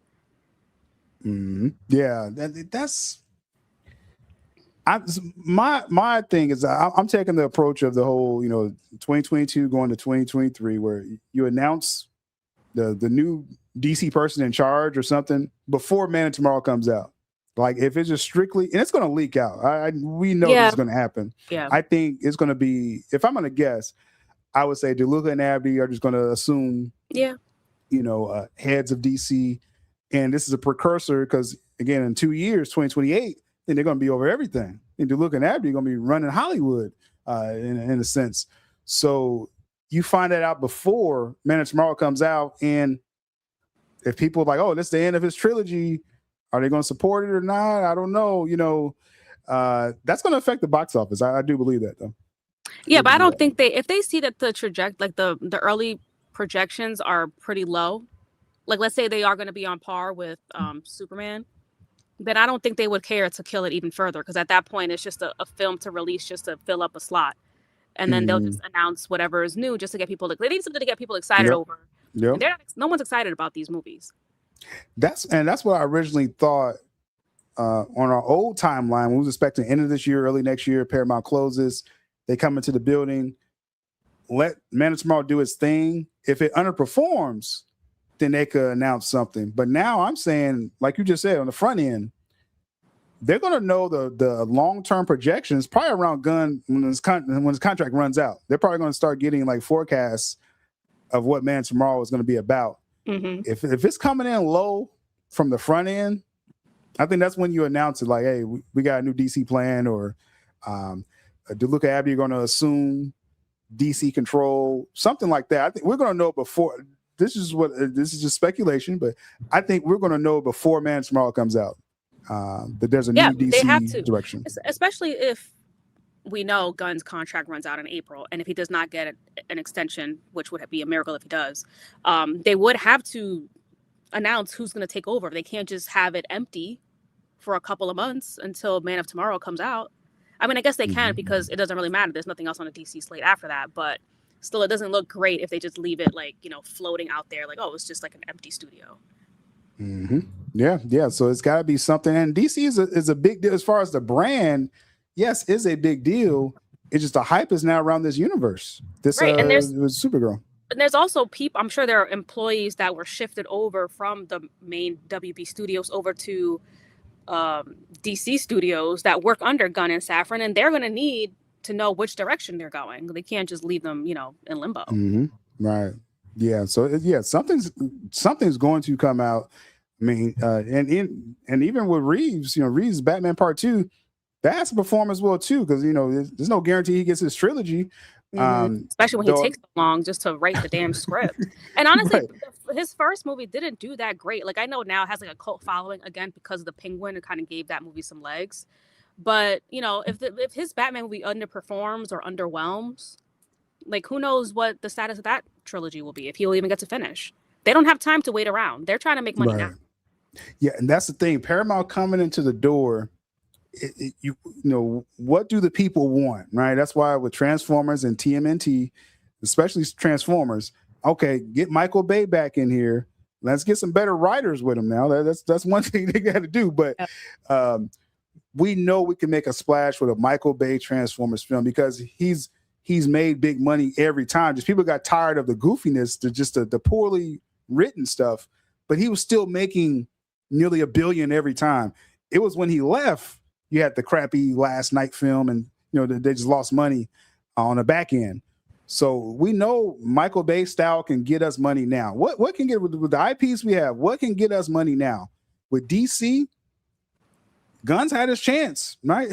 Just like Krypton, he's had his chance. Like, that wasn't a huge splash, y'all. Superman 2025 was not, the big box office, plunge that they wanted. It just made just enough. That's the real word from Warner Brothers. They was like, okay, it made enough. That's not a vote of confidence, y'all. That's not saying, oh, now Man of Tomorrow, you come out and do something similar. Like, okay, that's not what the people really want. You know what I'm saying? Like, we need to go back to what worked. We need Dark Side. And that's when you enter in Zack Snyder. That's what that is. So. If they're looking to make the most amount of money at the fastest way possible, the only solution is bringing back Snyder. Let him finish the story. Yeah. That's it. Immediate billions in the box office right there. That's $1 billion. Like I said, Michael Bay Transformers, that's $1 billion. Yeah. You may want to, I know they're doing this Harry Potter TV show. They probably should have just did the reboot for theaters. I think there would have been enough fans if they didn't, though they're swapping out stuff on there. But it's like, it's just, Paramount's going to come into the door and again going to be very aggressive from day one. I mean, he wants to get Top Gun Maverick 3 out there. Like, he needs to cash in on what's worked before, right? So that's a good precursor. Like, what do you think Paramount's going to do from day one? What's been successful of all these IPs? What's been successful before? Matrix. Let's put a lot more money. Let's reboot Matrix because we want that brand to be big again. They're really going to reboot the Matrix? Yeah, that's in the works. Because I don't think it will be with Keanu Reeves. I don't think they're going to keep him. No. If they do, it'll be like an Easter egg type thing. But they want that Matrix world, the IP. Now, Warner Bros. Already wants to do this, but when Paramount comes to the door, they're like, okay, this is big.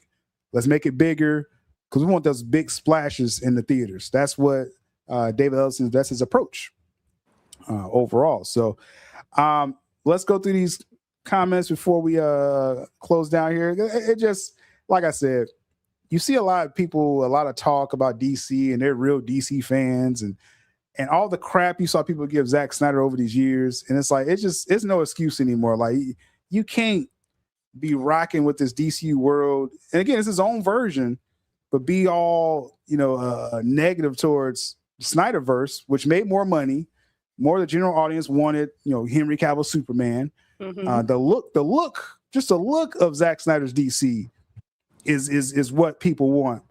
You can't crap on it. People, they still bring it up. I saw someone on Twitter, one of the Guzzlers, I forget which account this was, but they were like, if only what did they say? Something like if Zack Snyder, if he didn't snap Zod's neck, maybe DC would be in a better place right now. And I'm like, bro, someone in the comments, it was like, You're like 2 months away from your Supergirl film. You still going back to Man of Steel, talking about that, complaining about Man of Steel? They talking about Man of Steel. It's honestly insane. It's like, bro, you need to be worried about Supergirl. All right, whatever happened with Man of Steel, it's already happened. It's cemented. The most profit a Superman film has ever made. And I know out there online, people are like, oh, well, no, the Warner Bros. Just got this much profit from the film, and James Gunn's Superman got more profit. They try to throw these fake numbers out there to y'all. What people forget with Man of Steel, that was a Joker situation for Warner Brothers. They didn't have full faith in Superman then. A Legendary got a big part of the money from Man of Tomorrow. I'm sorry, from Man of Steel. That's crazy that they didn't believe that it was going to make money. Yeah, just like with the Joker, they had like 2 other producers, so it ended up like Warner Bros. Only got like a third of that billion that Joker made. So too with Man of Steel. Yes, you had those product placements and everything, the offset marketing costs for Man of Steel on the front end, but on the back end, Warner Bros. Didn't get all the profits because they shared it with Legendary and I think another producer. So people try to just throw these little fake numbers. Man of Steel is the largest performing solo Superman film ever. Still, 13 years later. So they got to stop with that. Just saying. Unless Zach does Man of Steel 2.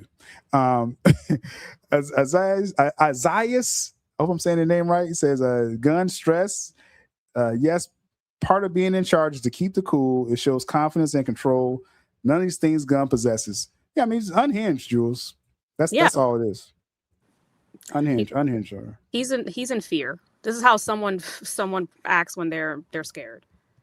Yeah. And it's actually understandable. Like it's got to be stressful knowing everyone's calling for your job and like they don't think you're cool. Like and no matter how hard you try, you're just not cool. It just that has to suck, right? You're like, dang, like, because people, they can say negative stuff. Everyone's not gonna like you, but if you're like trying to be something that you're not and people calling you out on it, that has to hurt. That actually has to hurt.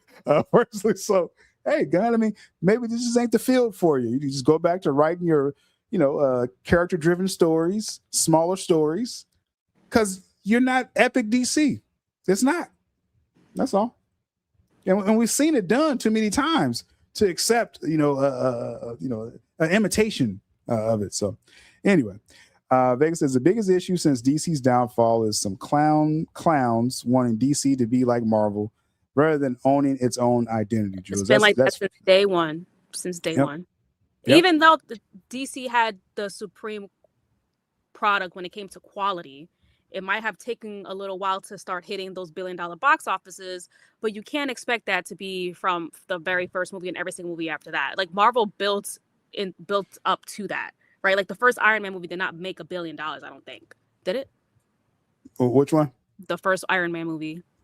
No, it didn't make $1 billion. It was probably like 4 or 5 million. Yeah, something like that. Yeah. DC had way too big of expectations. And at that time, Marvel was at its peak, so everybody was just looking at that like that was the thing to copy.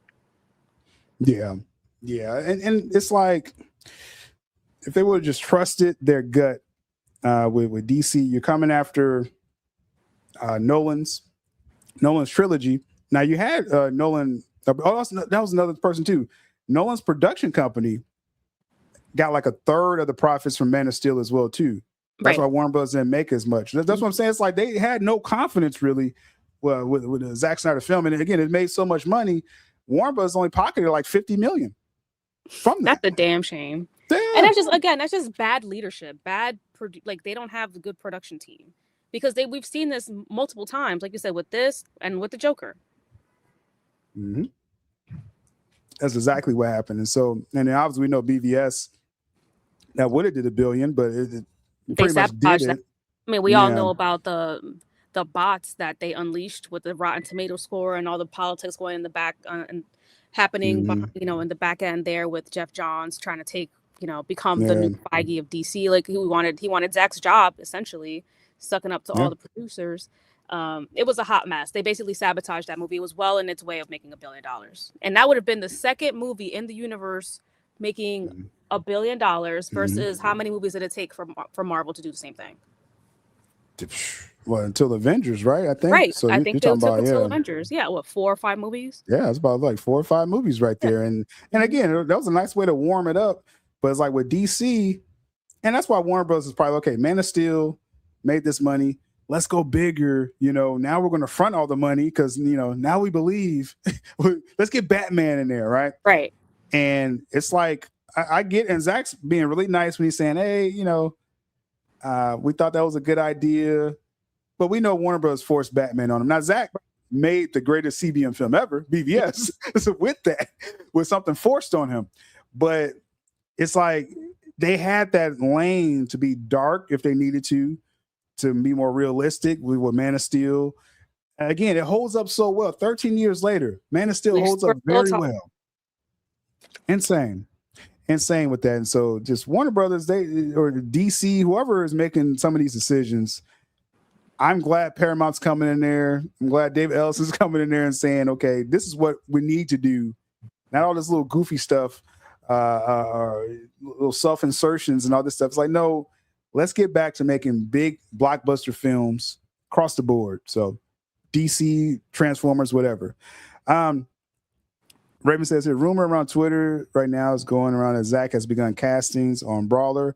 I haven't heard anything with that, Raven, but that would be nice if that's his next thing he's going to make, until things kind of, you got the last photograph, we got to get that to a distributor. He has to shop that film because Netflix didn't want it, but that's supposed to be the place for Zack Snyder, but okay. So he's going to get that last photograph out. Then that'd be great if he goes filming Brawler by the end of this year. That'd be great. And then it's going to be relatively smaller than like a DC project, right? So he's going to make it look cool though. But I want him to be ready next year to go into any DC plans. He's going to be busy after Brawler. And again, in the perfect world, knowing that they're fast tracking the close to July, we want Snyder to be free so he can start working on this immediately. However, the Brawler movie is very important because I believe that's the one that's being funded by the Saudis. Mm-hmm. So he needs to finish that movie. We need to go out and support that movie to show, this is what we want. And then after that, he can focus on restoring the Snyderverse, if that's what happens. See, that's interesting, too. You bring up a Brawler, again, with the Saudis connected to it. They're literally a producer on it. Mm-hmm. Like, that's just insane. Now they're minority stake owners in Warner Brothers, DC. So it's like, you got to be thinking, they're like, okay, we're doing the Zack Snyder project here, and let's line up another one right after this, with the DC IP. Like, right. It just falls right into place, y'all. It's kind of insane. Yeah, and Brawler being a much smaller film, more of an event film, hopefully it won't take as long to finish, right, to complete that movie, and then he can immediately move on. By this, hopefully in the next 6 to 8 months, he can move on and start working on the next project. Yep. So we'll see. Raven says the last night was directed. Bay did that. Let me correct myself. Let's see. Transformers. Maybe you looked it up last night. I'll be surprised if Bay made that one. Says Michael Bay. Okay, so I was incorrect. He made The Last Night, which that made money. What was the one after that? That animated movie? Was the animated? Let me look at the list. The one that actually lost money domestically. So let's see. What comes after The Last Night? Transformers film series. They brought in Bumblebee after that. Okay. So it was Bumblebee after that. They were done spending so much money on Transformers and they started losing money domestically. That's what it was. So you were correct. You're correct on that, Raven. After that was Bumblebee. And that article where they were saying, anti-Paramount, they mishandled everything. They're saying, David Ellison hasn't learned from that situation. But you bring a right writing team with Michael Bay, the film is going to look cool. It's going to make money. Right. He's a visual director. He just needs help with the writing. Everybody knows that. Yeah. So we'll see. We'll see with that. Let me catch up here. Who's talking about Feige? Kevin Feige saw the level of the story and action in Man of Steel and said, I have to make sure Zach is gone. So the fix was in, right? There was like the whole world was against Zack Snyder in these movies, man. Like it was freaking sad to see. Yeah, insane, man. Yeah, that's just where we're at right now with DC. We need. I mean, are we talking a total makeover, or like, obviously, again, we want the Snyderverse stuff, and I believe in DC universe overall. You can have different iterations of these characters. And, I just stopped checking my messages when I'm live, but I lost my thought, Drew. What are you even laughing at? It's like an old message I looked up, but anyway, it was in a private chat, but I just saw it. Okay. Yeah, that's why I don't check those when I'm live. That's why I tell people, when y'all come up on the panel, don't message me because I lose my old train of thought. Well, yeah, okay. This is my question to you before we close this out. Obviously, a DC universe, you can have different iterations. You know, you can go wild either way with that. Is there a scenario where Ellison's comes in and he still wants to use James Gunn's cast and make more DC stuff, or do you think they should wipe the slate? Wipe it. There's not one person that they need to bring over at all. No one cared about Lex. I have seen 0 people talking about Lois. People just complain about the Green Lanterns. It's like, it's not worth. There's nothing there to salvage. And a lot of those characters are already done. If they do revive the Snyderverse, and that's what they decide to do, a lot of those characters were recasted for the Gunverse, so you can't have them both, or bring them in some other capacity. Just, it wouldn't make sense. And again, like, not enough people watch these movies or Gunn's movies to really even make the connection between these characters. So again, there's nothing to salvage. There's no reason to bring them back. I mean, I'm at a point now, I'm like, okay, you're David Ellison. You come in, you got this Gunn DCU going on. You got Reeves over here. We know Darkseid is going to work on the big strings. That's what I'm saying. Like, people, when I'm saying, oh, Snyder, he should come back and do DC, obviously I want that, but it makes sense. Like, it makes business sense to do Darkseid in a big screen. You see what I'm saying? So you would bring back Zack Snyder for that. But you may have to clean this up some with DC, because it's like, you know, do you really want, you know, this corn sweat run continuing, or just let Gunn wrap it up with Man of Tomorrow? And then Reeves, like I said, do we need a separate Batman out there after this next Reeves film, or, you know what I'm saying? Yeah, I think the fate is sealed with the Gunverse, with his contract ending. I think they will just end it with Man of Tomorrow and call it a day. The biggest question, I would say, is more what's going to happen with Reeves. Like you said, I don't think they're going to want 2 Batman. Like, having multiple characters of the same character being played by different people out at the same time, that never resonated well with me. Like, I never liked that idea. I can see the use cases some places, but like more of like a one-off tale, not like a whole other universe over here on this side with Reeves Batman. And it's not like he's incorporating any other heroes. It's just like Batman in his standalone universe and no one else exists. And again, everybody hates Robert Pattinson's performance as Batman anyway. So again, like, do they really want to give him a full trilogy? Like, is it really needed? But again, that'll be determined, I think, on the box office performance of that sequel. Yeah. I trust what David Ellison is coming into the building with, and again, hearing about the plans he already has for his IPs. Star Trek, they halted like this terrible show they had going on with Star Trek. And again, Ellison, and it wasn't even like a political thing. Again, people want to make everything a political thing, though. David Ellison through Skydance has done several diverse films, but I'm not going to get into that right now. But he sees Star Trek is going off the rails, so he stopped the terrible show they had going to inject again something that's going to make the fans of the IP excited. So if you're applying that with Transformers, Star Trek, Ninja Turtles, same thing with DC. You gotta listen to the people, man.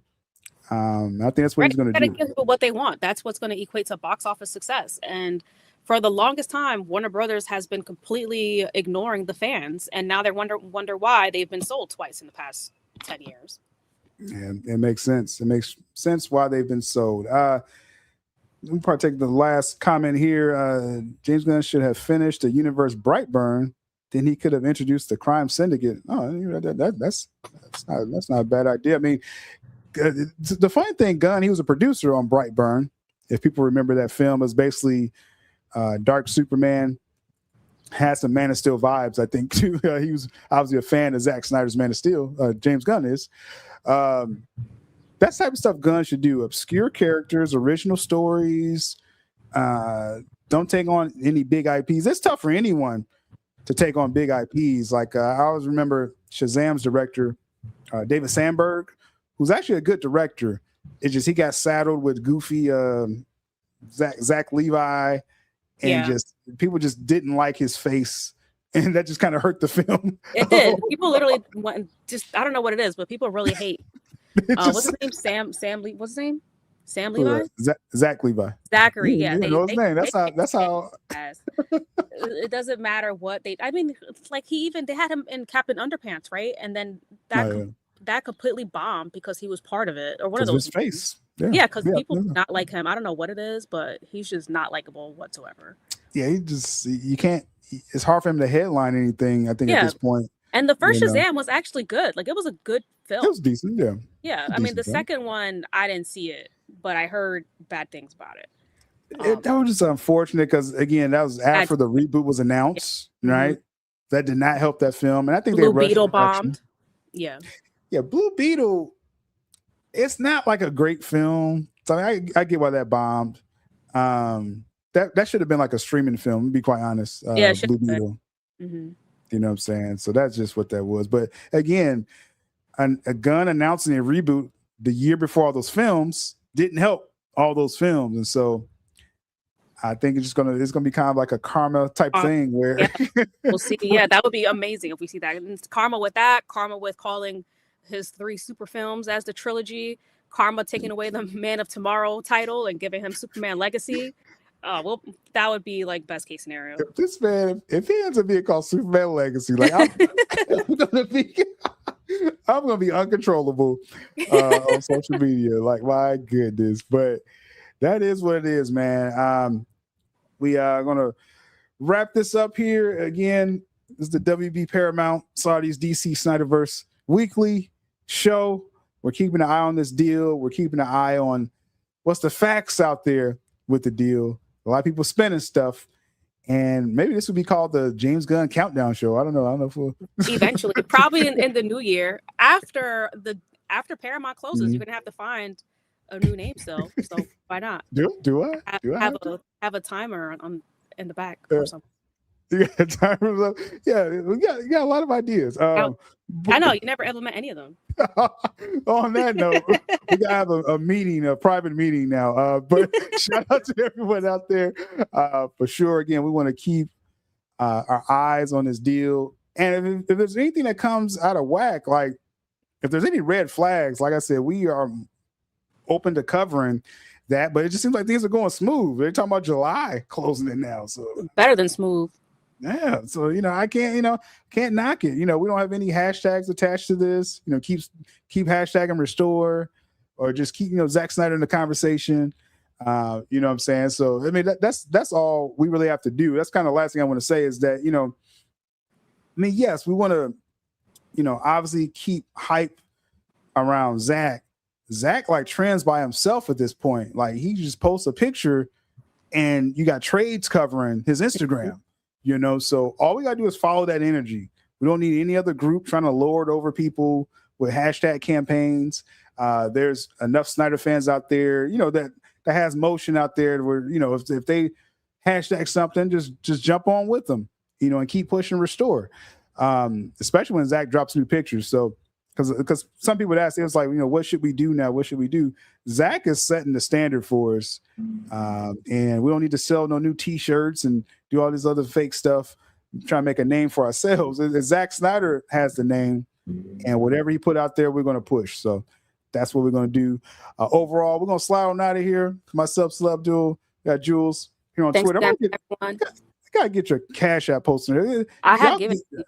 I appreciate See, there's certain stuff I shouldn't say live anymore. No, but it's like but I definitely appreciate the super chats and everything y'all doing, and also y'all can support Jules as well, and we'll have that posted next time. So if you were wondering, much love to Soul Nation. Let me just get on out of here. I'm gonna stop talking. we out here. Watchmen forever vigilant, steady watching and listening, disciplined, militant, killing these dudes that started visiting. What's the latest word? Yo, still we need to know. Tell us what you heard, yo, still we need to know the ins and outs, who's walking out, buying in. We need to know your thoughts on what's new, what you do to stream a hell of a show. Let's go. One hell of a show. Let's go.